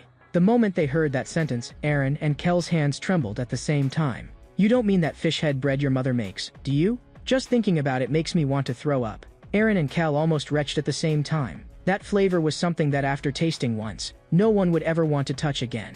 Brig immediately looked unconvinced. What's wrong with my family's fish head bread? It's obviously delicious. Although I feel sorry to say this about your mother, that damned fish head bread is basically baked dog shit. At that moment, someone suddenly walked into the tavern. He was reciting, "The camellia flower never withers." Before he could even finish, Aaron knocked him to the floor with one punch. Then Aaron tossed out the words, "Scar is looking for me. Good luck on your date," and turned around and left. Aaron dragged this man all the way into an alley. And ahead of Aaron, someone was already waiting there. "Welcome, my dear friend. I've been waiting for you for a long time." This person was Scar, the self-proclaimed shadow of Kasadic City. "Do you remember our oath? You stand in the light, I hide in the dark. Together we control Kasadic City." Aaron directly shot him a vicious glare. "If you say one more word, I'll kill you right now. I was only halfway through my meal, and this idiot actually dared to come looking for me. And what the hell is this stupid hat of yours supposed to be now? You're even making everyone wear these clothes and these hats." Aaron ordered them to take all the clothes off. With no other choice, the group could only obediently remove their hats. Aaron had already told Scar long ago to stop playing these childish games. They were really boring. But Scar still told Aaron to hear him out first. "Do you remember what I told you earlier with that note? I said that recently, the outsiders entering Kasadic City have all been acting suspiciously. Whenever they move around at night, they deliberately avoid us. So I suspect that before long, something will definitely happen. We have to strengthen our guard in advance." Aaron grabbed him by the ear. "Who do you think you are? Just because you say something will happen, does that mean it definitely will? Our guard force will handle things ourselves. Stay out of it." And Aaron had also heard that lately Scar was not even going to the carpentry workshop anymore. "Your dad Jason has been looking for you all this time lately. Do you seriously not care?" The moment he heard that his dad was looking for him, Scar immediately turned and ran. "My dear friend, we'll meet again next time." Actually, deep down, Aaron still did care a little about what Scar had said. Before long, something really might happen. So during this period, I'd better be a little more careful. After that, he went to a friend's house. He knocked gently on the door, and soon there was a response from inside. And the two who opened the door were Aaron's old friends, the executioner Darius and his son Ted. When Ted saw Aaron's outfit, his eyes were full of admiration. "Aaron, your armor looks even cooler than before." Aaron gave them some apples he had picked up along the way. He had brought them over on purpose. But Aaron noticed that their home was still as quiet and desolate as ever. The executioner quickly invited Aaron to sit down. "I'm really sorry that you always think of us every time." Aaron said, "Don't be so polite. Those apples didn't cost anything anyway. I snatched them." The executioner had heard that the 6 criminals going to the execution platform this time had all been caught by Aaron. He sincerely felt that Aaron was impressive. "It's nothing much, just good luck. But speaking of it, I didn't expect your son to have grown this much. Kids these days really grow fast. In the blink of an eye, they're all grown up." The executioner laughed heartily. "Hasn't the tavern lady confessed to you yet? Everyone in town knows she likes you." Aaron told him not to talk nonsense, and while speaking handed over another money pouch. "Nova told me to give this to you. She said it's the deposit for this commission. This time the Lord will also be present. She hopes you'll show your best skills." The executioner nodded. "Tell her she doesn't need to worry about that kind of thing." This time, the executioner planned to bring his son along as well. It was about time he started preparing to inherit the family trade. A butcher's son grows up to become a butcher. So for him to become an executioner in the future was the most normal thing here. Once he reached the right age, he would have to do it. But passing on this kind of work, rejected by others, to the next generation made Aaron feel very uncomfortable inside. Especially since Darius's wife had ultimately left because of this job. At this moment, Ted cut open an apple. He turned around and smiled at Aaron. "Come eat some apple." Aaron said, "You eat first. I'll talk with your father a little longer." After that, they talked about Hans again. It's really such a pity about Hans. Such a good kid, and yet he became a criminal overnight. Anyone can become a criminal. It has nothing to do with whether they're good or not, because this is the damned Middle Ages, where people have no human rights. Maybe one day I'll become a criminal too. When that happens, you'll have to chop my head off in one stroke. The executioner laughed loudly. Don't worry. I'll definitely send you off with my best technique. I absolutely won't let you suffer one bit more than necessary. At that moment, Ted also ran over. Uncle Aaron had better commit his crime a little later. That way, Ted can be the one to chop your head off himself. The executioner smoothly added, then we'll meet on the execution ground. Aaron left with a smile. Something like that was obviously impossible, so he did not take it to heart at all. At the same time, elsewhere, another group of people had gathered together. Because Scar had been having people watch them all this time, these past few days had made it hard for them to act in secret. And on top of that, there had been that disturbance outside the city not long ago. That damned useless trash carried such a strong demon and still failed in the end. Truly worthless. The leader immediately told them to lower their voices. In a few days, an execution will be carried out in the square. At that time, we must seize the heart of Casadic's young lady. That will be our only chance. The others immediately lowered their heads and answered, yes, Lord de Lenore. But my lord, is that guy in the back asleep, or is he already dead? At that moment, Sleepyhead muttered in his sleep, Captain, let me sleep a little longer. Very soon, it was the day of the execution. On that day, Kana once again used magic to chill the beer. That sight left everyone stunned. They immediately pulled out their wallets and fought to buy beer. And at this time, the tavern lady also launched a new product, bread with strawberry jam, best eaten with wine. Business exploded in an instant, and even two of Aaron's companions were dragged over to work as servers. The tavern lady ran over to Aaron and praised him for being a genius. Thanks to his idea, all the customers had been drawn in, and Kana's ice beer was especially popular. This was exactly what Aaron had imagined from the beginning. But even if he wanted to explain it, this bunch would not understand anyway. After all, these barbarians could even eat bread soaked in the blood of executed criminals. The tavern lady asked Aaron why he had taken Kana in the first place, and Aaron's reason was that he wanted iced beer. But the tavern lady was too sharp. She saw at a glance that this was definitely not the whole reason. You normally don't like meddling in other people's business, so tell me quickly, why exactly did you take her in? For a moment, Aaron did not know how to answer. He remembered his previous life, when he had once picked up a stray kitten from the roadside. That kitten had really been a lot like Kana now. The tavern lady got goosebumps all over hearing that. She simply could not imagine what Aaron raising a cat would even look like. At this moment, one of Aaron's team members came over looking pitiful and complained, our squad was clearly off today, so why do we still have to gather and come here to work as your servers? Aaron said, we recently received an accusation letter. Just treat this as undercover work. If you spot anyone suspicious, report to me immediately. The moment he heard that, the team member instantly perked up. But why are only you and Poole here? Where are the others? He said that Brig was on a date with Charlotte. And as for that Sleepyhead, he was probably still sleeping. But at this moment, no one knew that a bead on Sleepyhead's table had already turned black. After finishing up, Aaron came to the basement. But he had not expected that Ted was already there ahead of him. Seeing that Aaron had arrived, Ted also looked very happy. Aaron asked him why he had come alone to a place like this. Kind-hearted Ted had seen that those guests were very nervous, so he had come specially to comfort them. So he shouted toward the people in the cage, dear guests, there's no need to be nervous or afraid. My dad has already chopped off hundreds of heads, so he's really very skilled. But words that sounded almost demonic made the people in the cage tremble all at once. At this moment, one of the criminals suddenly moved. He walked over to Aaron's side, mumbling nonstop, as though he had something he wanted to say. But Aaron simply could not understand what he was saying. And right now, Aaron had no interest in wasting words on him either, because it was almost time for these guests to be sent on their way. In the blink of an eye, it was time for the first person to be executed. The executioner's eyes darkened, and in the next second, with a sharp swish, he struck down.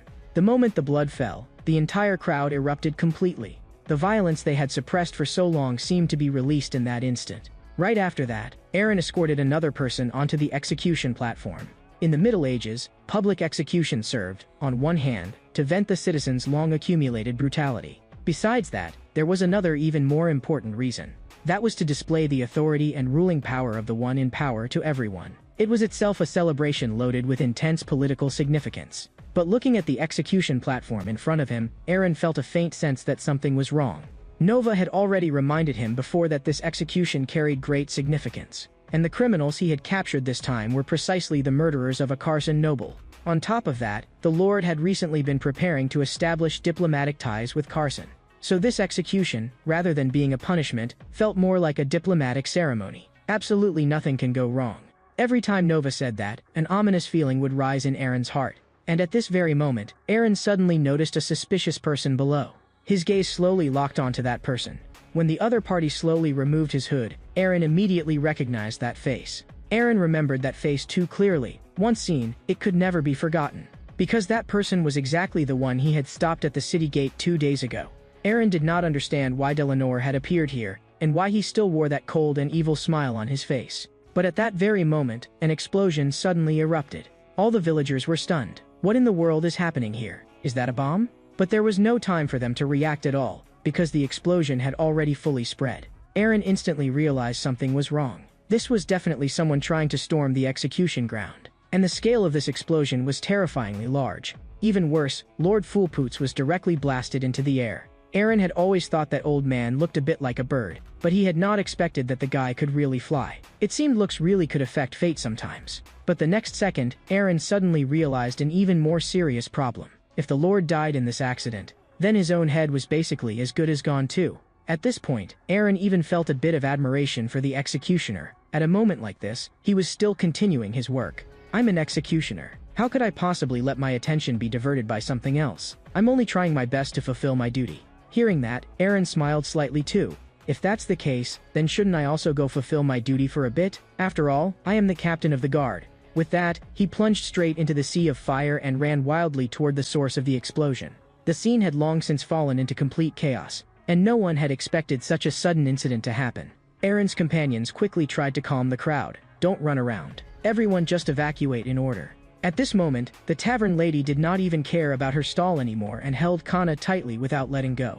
And Aaron pulled 2 children out of the flames. Why are you still here? Go, now! Aaron quickly asked them whether they had seen anyone suspicious, such as someone wearing a cloak. At that moment, Aaron suddenly caught sight of a suspicious figure flashing ahead. And that person was exactly the target he was looking for, Delanor. At that moment, Delanor was carrying Lady Vivian in his arms. Aaron truly could not understand what was going on with this woman. Why was everyone targeting her? This time, it was her again. But no matter what, he could only save her first. So Aaron immediately told his team members to follow. From now on, we're pursuing the criminal. If we fail to catch him this time, then we can all wait to lose our heads together. But there were simply too many people at the scene. And on top of that, it was already nearing evening, so it got dark quickly. In the end, they still lost track of him. One of the men behind him could not help jinxing it. This isn't going to end up like what happened with Hans again, is it? We work ourselves to death and it all ends in nothing. At that moment, one of Aaron's team members picked up another piece of news. The Lord was still alive. Who would have thought that after being blasted away, he still survived? That old man really did have a hard life to kill. Besides that, there was another piece of news. Apparently a knight had been caught in the explosion and died on the spot. Aaron sneered inwardly and said loudly, I've said it long ago. That bunch of knights can't be relied on at all, and they can't be trusted either. They're not even as good as our guard. But when Aaron turned around, he instantly froze in embarrassment, because standing in front of him was, of all people, a knight who indeed looked rather unreliable. The other man did not mind Aaron's words in the slightest. It's really been a long time, Aaron. Aaron could not very well keep talking after that. After all, they were old acquaintances, and he still had to show some respect where it was due. Still, he looked puzzled. You're obviously a knight, so why is it that every time I see you, you're the one getting beaten up? I'm starting to doubt your identity. Knight Ben explained that he had been careless this time, and that the criminal was actually a dark mage. Then he lowered his voice and said that there was a traitor among the soldiers, so Aaron had to be careful. Hearing those words, Aaron froze on the spot for a moment. But before he could react, a scream suddenly came from not far away. Aaron and his men instantly changed expression. That voice sounded like Kel's.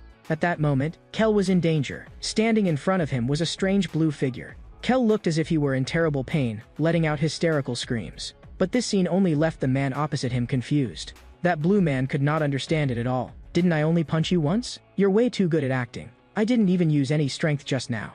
Of course Kel was completely fine. He had only wanted to lure someone over. Wait just a second. The blue man instantly became furious and had no idea what Kyle was talking about. But the next second, with a loud boom, Kel was overjoyed inside. Finally, looks like your ears really are sharp. Aaron came charging in violently and grabbed the blue man by the throat. I think I heard my companion screaming. Was that you? Under Aaron's terrifying grip strength, the blue man had no power to resist at all, and inwardly cursed him as a monster. This guy's grip is way too absurd. He's not human at all. Even Eren himself found it a little strange. A weakling like this actually dared to attack this place? Who exactly gave him the courage? And the feeling this fellow gave Eren was also somewhat different from the demons outside. Eren had never seen a demon like this before. Just as the blue man was about to suffocate, Eren loosened his grip. A guy like this posed no threat to him anyway, so he might as well ask a few questions first. You should have seen my strength clearly by now, right? If you don't want to go through that again, then talk honestly. Otherwise, I really will use force. The moment Eren finished speaking, the other man spilled everything he knew like beans. That dark mage is the mastermind. That guy wants the young lady's heart. He's a complete villain through and through. Eren's men all laughed after hearing that. It looked like this guy's survival instinct had fully kicked in. He was being obedient to an absurd degree. But while he kept talking, Eren felt that he had already heard enough. So in other words, you're just some contractor working for a demon. Then why does he insist on the young lady's heart? As for that point, he said he did not know either. Eren waved his hand and told his companions to take him away first. Since he had been so cooperative, they would spare his life for now. That little demon was instantly overjoyed. Thank you, you're such a good person, Kel. Eren's companion also smiled and said to him, next time you see us, cooperate like this again. Otherwise, you'll really die. Judging from the clues they had now, that meant Eleanor was a dark mage, and he had made the demon's underlings into his followers. But what exactly was the deal with the young lady? And what exactly was her heart for? At that moment, someone suddenly called out to Eren from behind. Captain, so you were here. The one who came was Sleepyhead. Eren asked if he had only just woken up after sleeping all this time. Next time, don't sleep this long again. If this keeps up, it'll become an illness sooner or later. As he spoke, he slowly approached Eren. Captain, do you know how painful it is not to be able to sleep? For people who lack sleep for a long time, even with their eyes open, it feels like they never really woke up. It's like their whole body is trapped in a dream, and their head is full of fog, unable to see anything clearly. And while saying this, he had already quietly drawn the dagger hidden behind his back. In the next second, his expression suddenly changed, and Eren reacted with extreme speed, immediately drawing his sword and blocking the attack. Eren had no idea what was going on. Could he be the traitor the knight had mentioned? But why did it have to be his own teammate? Sleepyhead wore a chilling expression as he said, "Good night, Captain. I'm sending you off to a dream you'll never wake up from." It turned out that when Sleepyhead was young, he had once gone through a famine. Because there was no food, let alone tree roots, people even fought over rats to eat. And at that time, rats actually counted as fragrant meat. But eating rats would make people sick. So in that famine, many people died. But then one day, meat suddenly appeared on the table. And after a very long time, his family finally got to eat meat again. Everyone had clearly been eating happily. But there had always been something weighing on Sleepyhead's mind. That night, he still could not sleep. Because his body was too weak, he could not go out to work, and so he got no share of the meat. Everyone else, however, had been able to work. From that day on, he had never slept well again. Captain, do you know how afraid he was every single day? Everyone else had meat to eat, but all of them kept it from me. At this moment, Eren swung his sword and blocked the attack. Eren had heard the things he had just said before, long ago. But that was absolutely not a reason to make deals with criminals. Eren slowly stepped back 2 paces. Captain, don't you think he's strong? It must be because I can finally sleep properly now, which is why I've become this strong. I owe all of this to those candies Eleanor gave me. Magic power began surging out all over his body. So he's already obtained demonic power. His muscles and speed have both improved a lot. But when all is said and done, this brat seems like he never trained seriously, yet somehow was born knowing how to fight. In the next second, he charged at Eren again. But even so, in front of Eren, he was still nothing worth mentioning. Don't forget, I was once the king of mercenaries. Sleepyhead's movements were astonishingly fast, but Eren's reactions were even faster. With only a single sidestep, he easily avoided that fatal strike. And this was precisely Sleepyhead's greatest weakness, his lack of real combat experience. Every one of his attacks was seen through completely by Eren. Still, the walls here were far too fragile. Immediately after that, demonic power erupted again from Sleepyhead's palm. Roaring in fury, he smashed a punch straight toward Eren. As for Sleepyhead's past, Eren actually understood it very well, because he himself did not sleep well every day either. So this time, I'll forgive you. Now let me send you off to a good sleep. The next second, a sword pierced straight through his chest. You forgive me too. At that moment, a trace of clarity seemed to return to Sleepyhead's eyes, and he turned back into his old self again. He seemed to see his older brother, and the corner of his mouth slowly formed a smile. I'm so sleepy, really sleepy, and so tired too. In the final moment before his death, Eren said softly, this time, sleep in peace. I'll also sing him another lullaby. But in the very next second, another explosion suddenly erupted here. No one had expected that Delanor had actually escaped through that dog hole from before. At this moment, he had already placed Lady Vivian on the stone platform, and his expression had become incomparably grim. Those troublesome fools really are stubborn. I never thought I would actually be reduced to crawling through a dog hole. But all of this is worth it, because I'm about to obtain the young lady's heart. Once I do, I'll gain the one beloved by magic. All I need to do is dig out that heart. With that, he raised his dagger without hesitation, preparing to carve out that heart. But just then, Aaron's voice came from behind him. So this is where you were hiding. No wonder I couldn't find you anywhere. Sleepyhead was the one who told you about that dog hole, wasn't he? Brother, let's have a nice talk. Though Aaron's tone was calm, the killing intent in it was already suffocating. But Delanor did not take him seriously at all. I thought the one chasing after me would be a knight. Then he directly used demonic power as well. Behind him appeared a giant serpent. You're just a mere guard captain. Why do you insist on going this far? Then he ordered that serpent to lunge at Aaron. And in that very instant, Aaron suddenly drew his sword, and with a single strike cut the snake in two on the spot. But that was not the end of it. Behind him, another wolf actually appeared.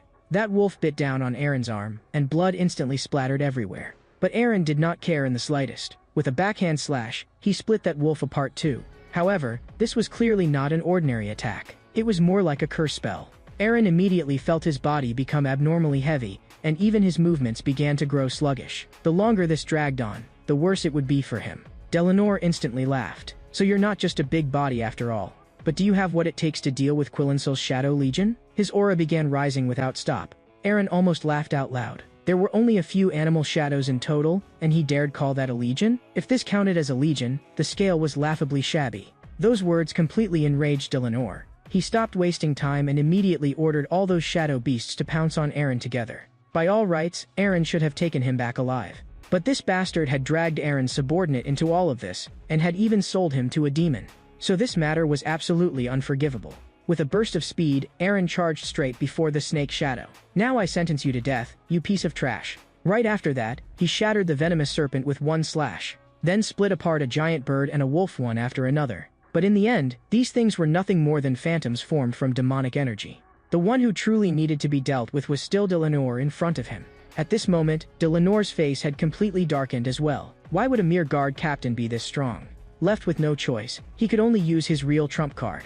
Those who bear the weight of punishment are all sinners. Raising both hands, he prepared to crush Aaron completely with demonic energy. The next second, one little demon after another suddenly crawled up from beneath Aaron's feet. They quickly wrapped themselves around Aaron's arms. In only a short while, those little demons rapidly grew into complete forms. You, a mere guard captain, think you can fight me? This is a triple curse that even knights find hard to break free from.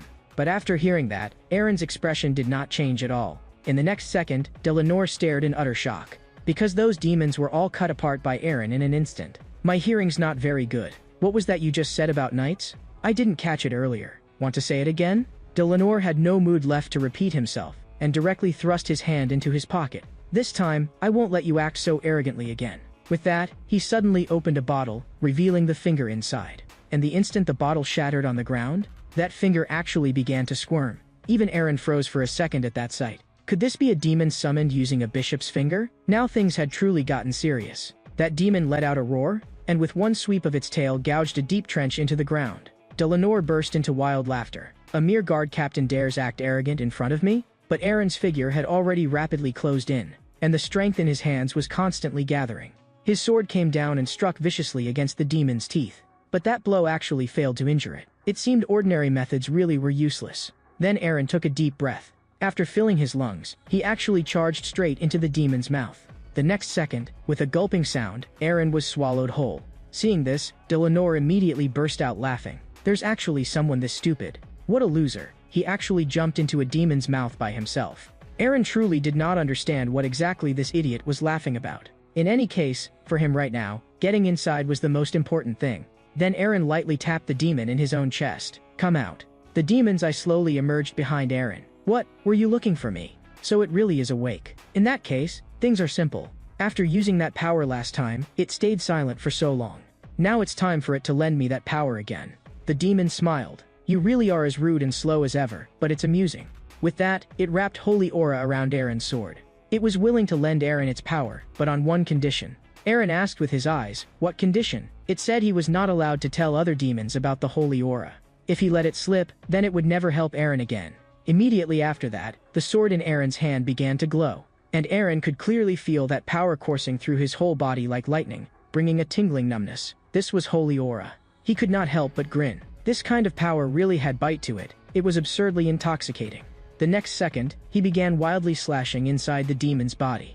After several strikes, the demon had already been hacked all over until it was covered in wounds. Then it let out a shrill scream, clearly unable to endure Aaron's holy aura any longer. And Eleanor outside had already completely lost track of what was happening. He simply could not understand why a guard captain would possess the holy aura that only knights should be able to command. That suddenly made a thought arise in his heart. Could Aaron actually be a knight too? But before he could think it through, Aaron had already directly hacked the demon to the ground.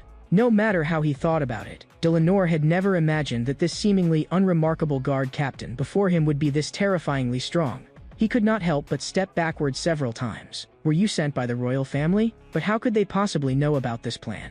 I never received any news. At this moment, in Eleanor's eyes, Aaron looked almost like a true god of slaughter. You want to know my true identity? Then go ask in hell. The next second, Aaron directly sliced off his head, so fast that he did not even have time to feel pain.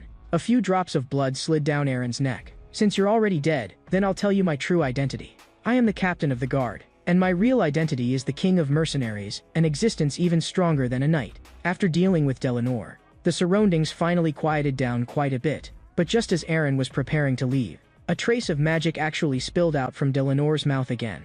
Immediately after that, a magic circle rose up, lifting his head into the air. Aaron turned back in surprise. He recognized that magic. It was a spell that only activated after death. Everything was already over, and yet there was still such an annoying backup plan. Aaron only wanted to hurry up and leave with Vivian. This is exactly why I hate getting involved with demons. The next second, a pillar of purple flame shot into the sky and blasted Aaron away. Fortunately, he had already rescued Vivian a step earlier. And now, Aaron had finally run into the most troublesome kind of thing. Behind him, it seemed that a truly terrifying monster had appeared. Its body was enormous beyond belief, and it had 2 horns on its head. The pressure radiating from it was almost enough to make people stop breathing. And at this moment, Aaron could only hold the young lady and desperately retreat first. The monster stomped 1 foot down, and even the ground shook. If Aaron were really stepped on, he would probably be crushed into paste on the spot. Aaron felt a burst of anger in his heart. Every single time, they pushed him into this kind of mess, and yet no one ever paid him overtime. Just then, Aaron heard someone shout, "My lady." Immediately after that, a beam of light blasted straight toward the demon's head. "Lady Vivian, Aaron came to save you. Where are you?" And behind this woman, there followed an old acquaintance as well. Her sword, too, was wrapped in holy aura. The two of them were clearly preparing to join forces and surround the demon. After several attacks landed in succession, the demon took multiple solid hits. And at this moment, Aaron was hiding behind them, calmly observing all of it. So the ones who had arrived were the knight and the inquisitor of heresy. The young lady in Aaron's arms also slowly woke up at this time. Because she had only just come to, her head was still fuzzy, and she actually mistook Aaron for her kidnapper. She had just opened her mouth to scream, when Aaron responded with a punch straight to her head.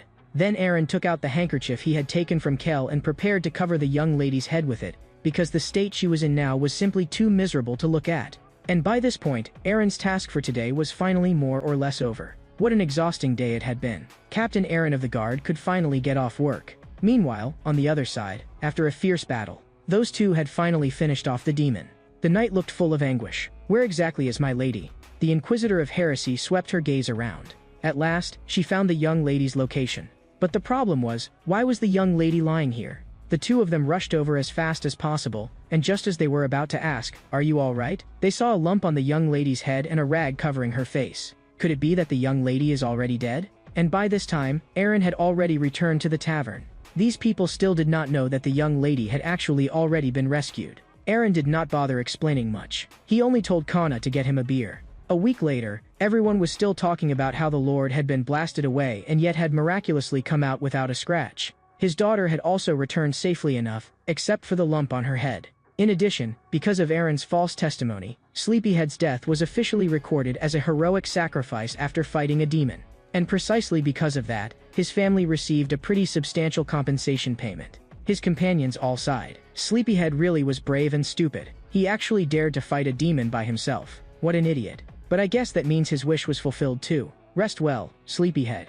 Sleepyhead was seriously brave. He actually dared to face a demon head-on. I'm going to follow his example in the future too. Aaron slowly raised his cup. Come on, let's all drink to Sleepyhead together. And his sword remained here forever. Because of the way Aaron handled things, Sleepyhead at least managed to preserve a final shred of dignity. At this moment, Kel spoke up. He had heard that a new guard would come to take Sleepyhead's place, and that he should be reporting in today. The instant he finished speaking, a voice came from the doorway. Brother Aaron, where are you?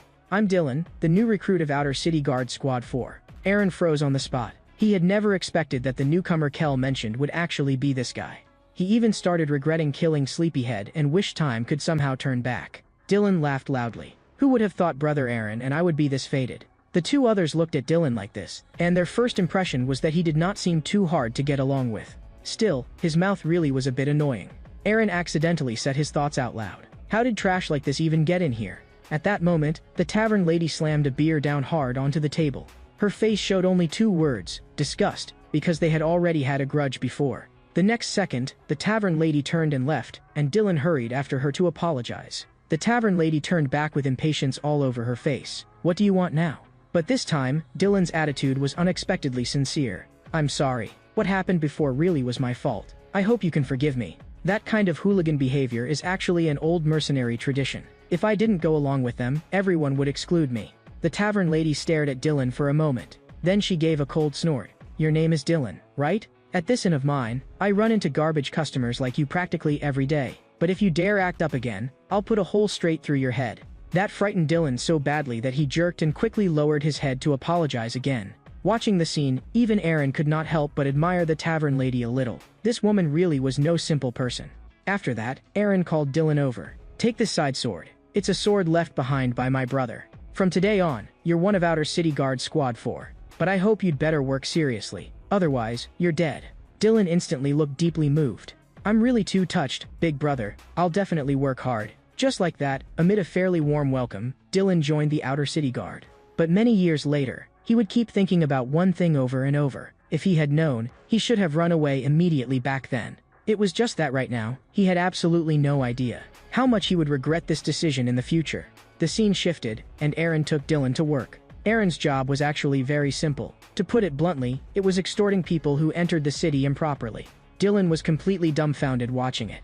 Almost every person they stopped would obediently leave behind a few silver coins with them. See, that's basically how it's done. After all, there was that demon incident not long ago, so inspections have to be more thorough. Dylan was utterly shocked. Not only could they swipe silver coins from coachmen, they could even beat people up under the pretext of checking for demons. He had never imagined that guard work would suit his tastes this perfectly. This is way too perfect for me. I don't even need to learn this kind of thing. I was born knowing how. After working for most of the morning, even Aaron could not help sighing that this Dylan really was a talent, a natural extortion expert. That way, even if he did nothing at all, silver coins would roll into his pocket on their own, which counted as a good thing. But just then, Aaron sharply caught a voice with a very bad tone. What are you, exactly? You really have no sense of proportion. That man was clearly scolding Dylan. Aaron saw the Fenner family crest carved on the carriage. But Dylan still had not realized how serious the situation was. I don't care about any of that. Hand over the silver coins already. The moment he finished speaking, Aaron punched his neck crooked. Are you really trying to die? Aaron casually tossed Dylan aside. Sir, that guy is a newcomer. He doesn't understand anything. Today is his first day on duty. But when Aaron looked into the carriage, he found that the people inside looked off too. Unexpectedly, there were no nobles in the carriage at all, only soldiers. He immediately changed his face. A serious incident just happened in the city recently, and the Lord personally ordered us to strictly inspect every person passing through the city gate. Your attitude just now was equivalent to publicly slighting the authority of the Lord of Sasatic City.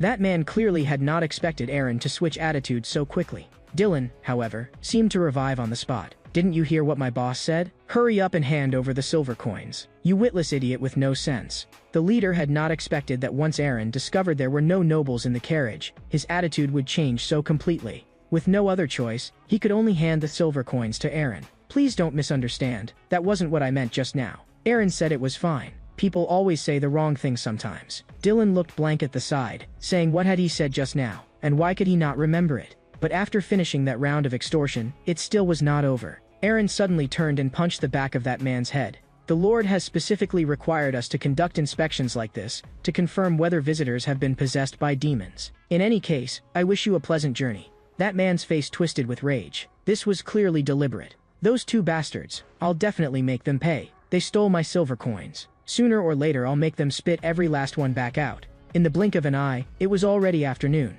Aaron was summoned by the church yet again. Even Aaron himself could not figure out why these church people came looking for him every few days. Because there was a demon hidden inside him. He truly did not want to come to a place like this. Could it be they've already discovered the demon inside me, so this time they want to deal with me directly? Just then, the Inquisitor of Heresy suddenly pushed open the door, startling Aaron so badly that he jumped. Fortunately, the priest behind her merely chuckled. "You finally arrived, Aaron. That really almost scared me to death just now.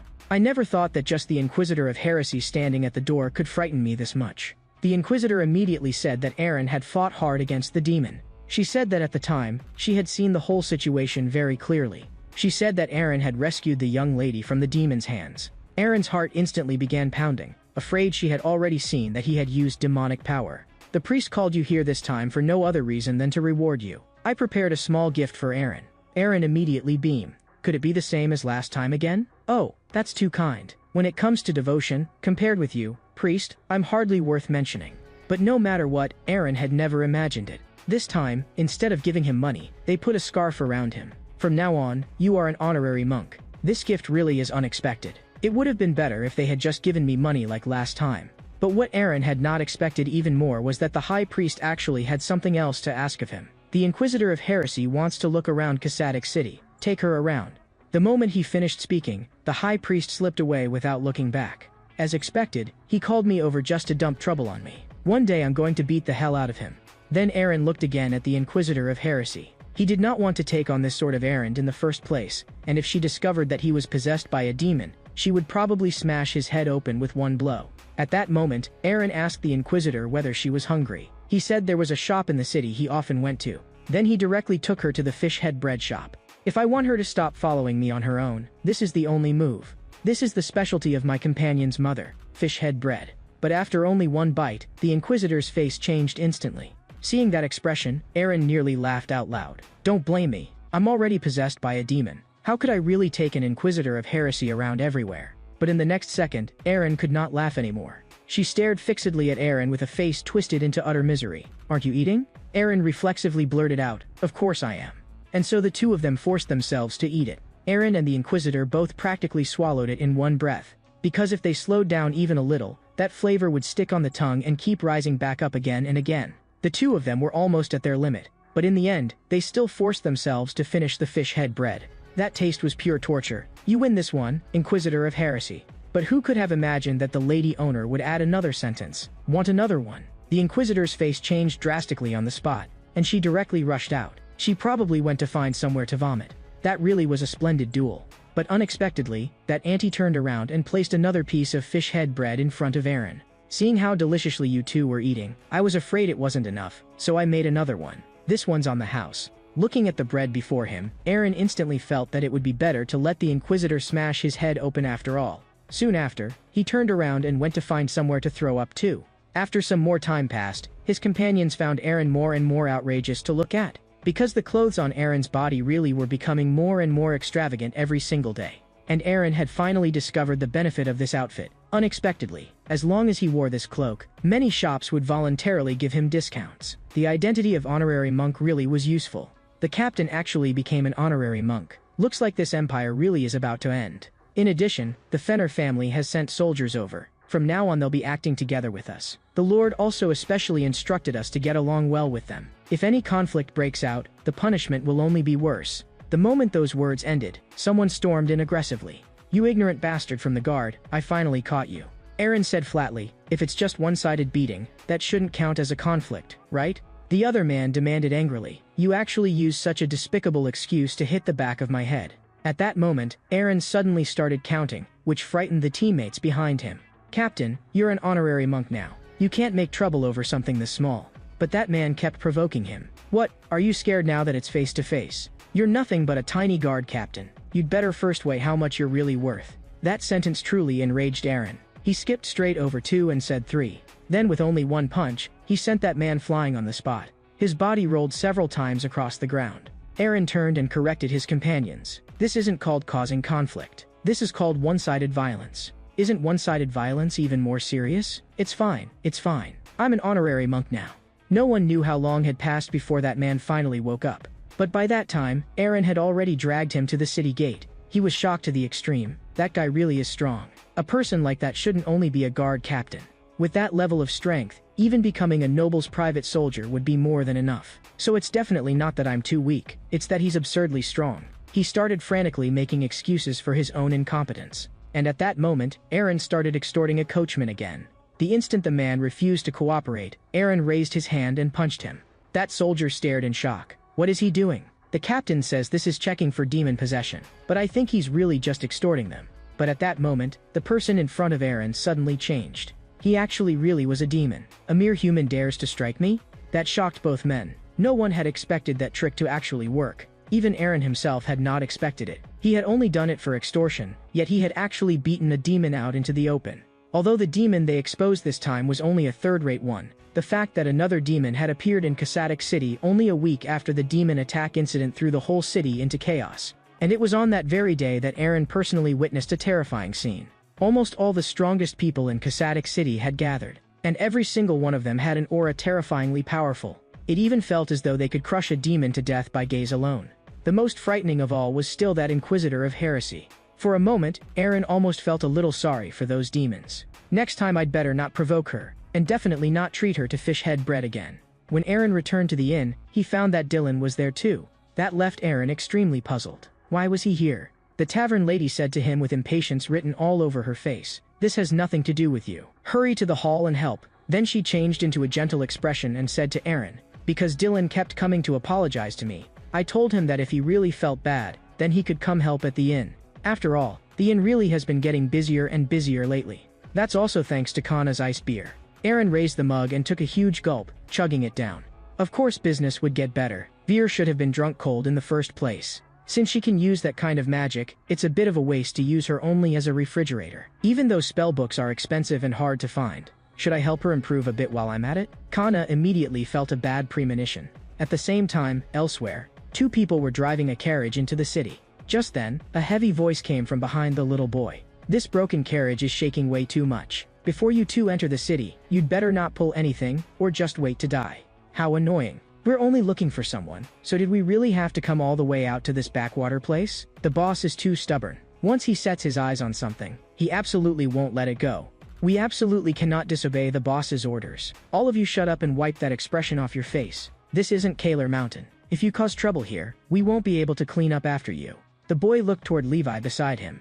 Even though we're only being threatened into giving them a ride, if they get exposed during the inspection, won't we be finished too? Levi told him not to worry. Kassadok City's inspections were only for show anyway. As long as they slipped over one silver coin, they would pass smoothly. So he felt that as long as they got into the city, they would be safe. Then they could hurry to send these people in and make them leave immediately. Very soon, they reached the city gate, where Dylan was already waiting. Following the old rules, they prepared to bribe their way through. Levi felt a little strange. Usually there were clearly only 2 guards, so why had there suddenly become so many today? But luckily, that hooligan captain was not here, which counted as good fortune in the midst of bad. He still followed the old routine and handed over 1 silver coin, preparing to enter the city. But at that moment, Dylan spoke. "Hold on. Aren't there 3 extra soldiers this time too? Then of course you need to hand over a little more. We have to split some with them as well." Levi instantly went speechless. What exactly was wrong with this guy? Poole told them to hurry up and go in and ignore the newcomer. Levi's heart tightened. If they were exposed here, who knew what the people in the back would do? No matter what, he had to get them smoothly into the city first. In the afternoon, Aaron heard some news. Ever since he had exposed that demon using that method, the sheriff had directly changed all inspection procedures with a single order. From now on, even the people sitting in the carriage had to get down and be checked one by one. So Dylan made everyone get out of the carriage, then suddenly pulled out a wooden club from his hand. He raised it and smashed it hard onto one of them. Levi was stunned on the spot. Why had he suddenly attacked for no reason? And as expected, that scene completely enraged the other side. The person opposite immediately tried to rush up and teach him a lesson.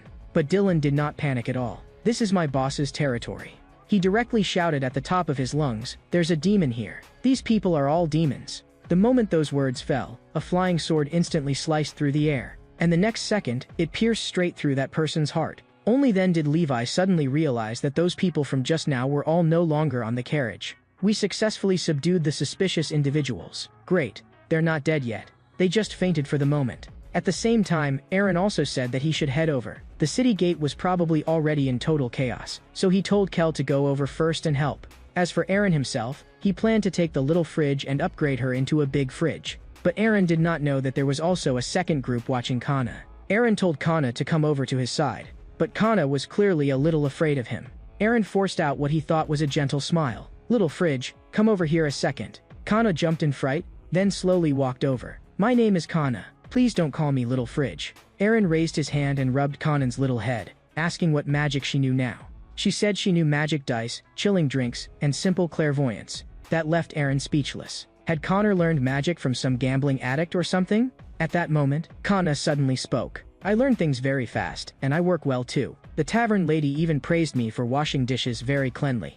Aaron was still wondering why this little thing had suddenly become so emotional. When he then heard her say, "Don't throw me away," Aaron told her to stop overthinking it. "Why would I throw you away? Anyway, you do want to seriously learn magic well, right?" She immediately said, "Yes, just wait and see. I learn things very fast. I'm a magic genius." Those words suddenly made Aaron think of someone. "You're asking me how I learned magic? Why are you suddenly asking that? Aaron, you're too dumb. You'd never learn it. Anyway, I just want to learn, and I'm a little smarter than other people. No, I'm a genius." Connor's acting way too strange. Why does it feel like Dylan corrupted her? Connor said there was one more thing she had not told Aaron. But just then, someone suddenly burst in through the door. That frightened Connor badly. The one who came was Dylan. "This is bad, boss. That group we captured all escaped from prison. I heard that one of the people caught during the inspection actually bit through his wooden shackles and escaped. He even beat down armed soldiers without having any weapon himself. I'm the one who knocked him out and caught him earlier. This is bad. He's not going to come back for revenge on me, is he?" What would happen to him had nothing to do with Aaron. In any case, the unlucky one was not him. "Anyway, let's go gather at headquarters first." Aaron told the tavern lady to lock the door, and watch the ice machine too. If someone knocks, use simple clairvoyance first to see who it is before opening. After saying that, he grabbed Dylan by the ear and left with him. 10 minutes later, at headquarters. Their superior cursed at them furiously. "You useless bunch actually let those prisoners escape." At that moment, a colleague beside them muttered quietly, "That's why I said wooden shackles should be replaced with iron ones." But their superior said, "Iron shackles are expensive. They'd rather break out of prison than stay put." Looks like that rough method really was effective. All they had to do was stay obediently where they were. Doesn't that just prove they've got guilty consciences? I heard that guy is from Carson. Over there, he's famous for being a dangerous figure. Only then did Aaron become a little curious about how Dylan had managed to catch someone that vicious. No wonder he had been that scared earlier. Just then, a foot stepped forward. "Everyone, please wait a moment. Who is the captain of the guard here?" "That fierce-looking big guy. Are you the captain here?" Aaron froze on the spot. He said, "I'm a fierce-looking big guy?" Aaron grabbed him by the head. "You little brat, why are you so rude? My master didn't do anything wrong. Please save my master." "Who is your master? I don't know him at all." A colleague beside him said, "I heard Levi was the one who brought in that fixer from Kaler Mountain." "Aaron, you should know him, right? He's that coachman who occasionally comes here to do business. I heard they were threatened last time too." Aaron suddenly remembered. "You mean that stingy Levi, right? Kid, I do sympathize with you, but once a prisoner escapes, even if I know him, I still can't let him off." Meanwhile, Levi was running away together with that group. They planned to stop first and catch their breath. These guards were just too troublesome. "But why did you drag me out with you too? I never even wanted to escape prison." The other two were panicking badly too. Those guards had actually attacked directly during the inspection. But just then, the guards behind them blew their whistles again. The moment they heard the whistles, the group instantly panicked and scattered in all directions. But Levi sensed that something was wrong. This was clearly being done on purpose to drive them in the same direction. And at that moment, Aaron was standing right in front of them, all alone. The moment those two saw there was only one person, they instantly switched into fighting mode. "Rush him directly." The words had barely fallen when one of them was grabbed by the throat by Aaron and slammed heavily onto the ground. That scene left everyone else stunned. Cold sweat streamed down Levi's back even more. Could this guy really be that Aaron people called a hooligan? This was bad.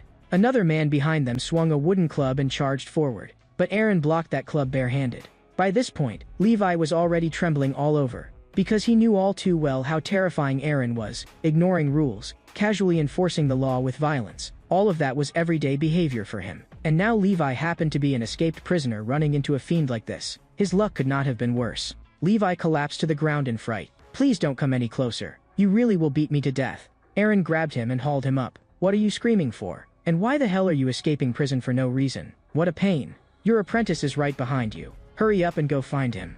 Only then did Levi see that his apprentice was standing behind him, holding an umbrella and looking at him. He shouted on the spot, "Fleece." In the next second, he rushed over and hugged him. Captain Aaron of the guard might usually be rough, foul-mouthed, and occasionally quick to use his fists, looking exactly like a thug, but maybe a person really cannot be judged just by appearances. At that moment, Aaron asked a colleague whether they had found out which direction that fixer had gone. He heard that the man seemed to have headed toward District 5, and Aaron immediately felt that something was wrong. District 5, wasn't that where the inn was? Meanwhile, that fixer had already reached the inn. The next second, his expression changed sharply. He immediately turned and blocked an attack, but his body was still sent flying backward by force. Dylan pointed at the hat-wearing man ahead and shouted, "That's him. Hurry up and take him down."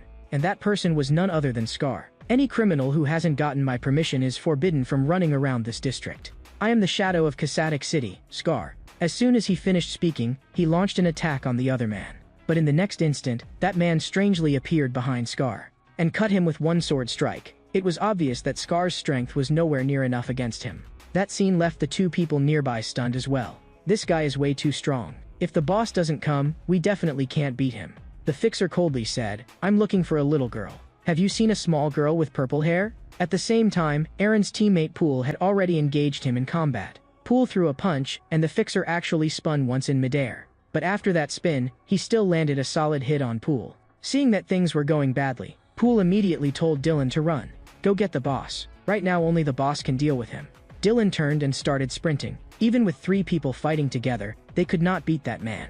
This time, things were truly hopeless. "Brother Poole, I'm really sorry. Even though you've always treated a low-class mercenary like me as if I were your own little brother, this time I absolutely can't listen to you, because you can't die." So just as that fixer was about to deliver the killing blow to Poole, Dylan suddenly shouted from behind him, "Did you forget? You were the one I beat until your teeth hit the ground. Your little brother turned into a human skewer, you idiot." It had to be said, that move was truly vicious. The other man was instantly enraged, and with one turn, he flashed behind Dylan and stabbed out with his sword. Dylan instantly rolled across the ground. Inside his head, he cursed furiously. "Damn it, where the hell did that bastard boss go? My life really is rotten beyond belief. But as long as I'm still alive, maybe I can still find at least one thing worth living for." At that moment, the fixer was already preparing to deliver the final strike to Dylan.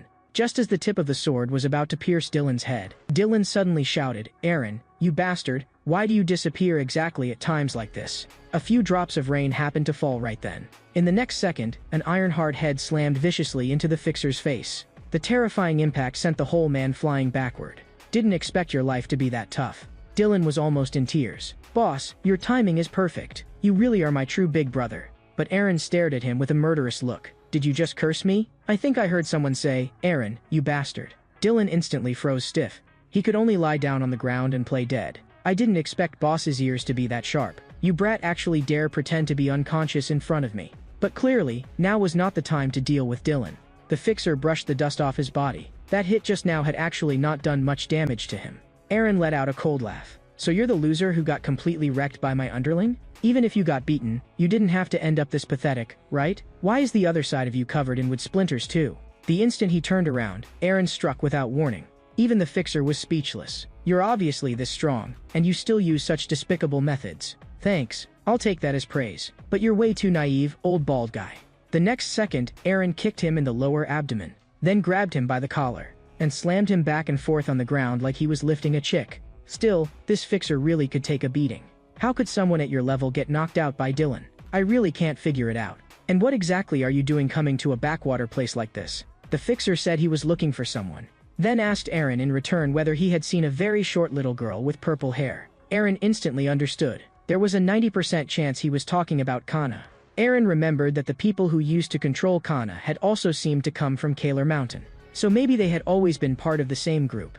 To actually send a fixer all the way here just for an unremarkable little mage, Aaron did not know who gave the order, but that person had to be unbelievably stingy. The fixer's face twisted with anger. "So you really do know where she is. Take me to her obediently, and I won't pursue your offense any further." But the moment he finished speaking, a sharp pain suddenly shot through his chest. He looked down and saw that Dylan had actually run a sword straight through his body. "You bastard, how dare you set your sights on the purple-haired little girl? You're tired of living." No matter how he thought about it, that fixer had never imagined he would die here, and at the hands of the same person again. He had only just begun to say he would kill Dylan, but his body was already collapsing weakly to the ground. That move from Dylan really was vicious, just like him. At the same time, Aaron only felt a wave of exhaustion. I haven't slept well all day. I really want a beer to wet my throat, and this rain really is falling hard. Very soon, it was already the next day. Dylan was proudly boasting about last night's battle. A bald idiot like that was no match for me and boss. The moment brother Aaron entered the battlefield, I immediately stabbed that guy straight through the chest, and the blood just came pouring out, and then I stabbed him again, and more blood just kept pouring out. At that moment, Aaron had also come to see Pool. He had even specially brought a gift of consolation, their favorite fish head bread. Dylan's face changed in horror. You actually brought murderous bread. At that moment, the bandaged man beside them said, Did you buy 3? But I have to fast, so I can't eat. The atmosphere instantly became awkward. Pool then said, Captain, looks like now you'll have to eat one yourself too. Meanwhile, the inn was just as lively. Fleece walked up to Kana. Miss, you are truly beautiful. But the moment Kana saw Aaron return, she immediately ran over to his side. She brought Aaron a mug of beer, and just right, Aaron really did need something satisfying right now. Aaron asked her whether she had any ambitions. For example, what she wanted to become in the future, or what she wanted to do, like becoming a knight, or a noble lady, and so on. But Kana said that all she wanted was to survive. That sentence truly surprised Aaron, but he knew Kana was not joking, so he only said one thing. Alright, I'll work hard. So you have to work hard too. After saying that, Aaron went to chat with the tavern lady. Kana stood there in a daze, clearly not understanding what Aaron meant by work hard. And at that moment, Kana remembered something Dylan had said to her before. If a boy says to you, Miss, would you like to go have a glass of juice with me? Then you should smash the back of his head as hard as you can.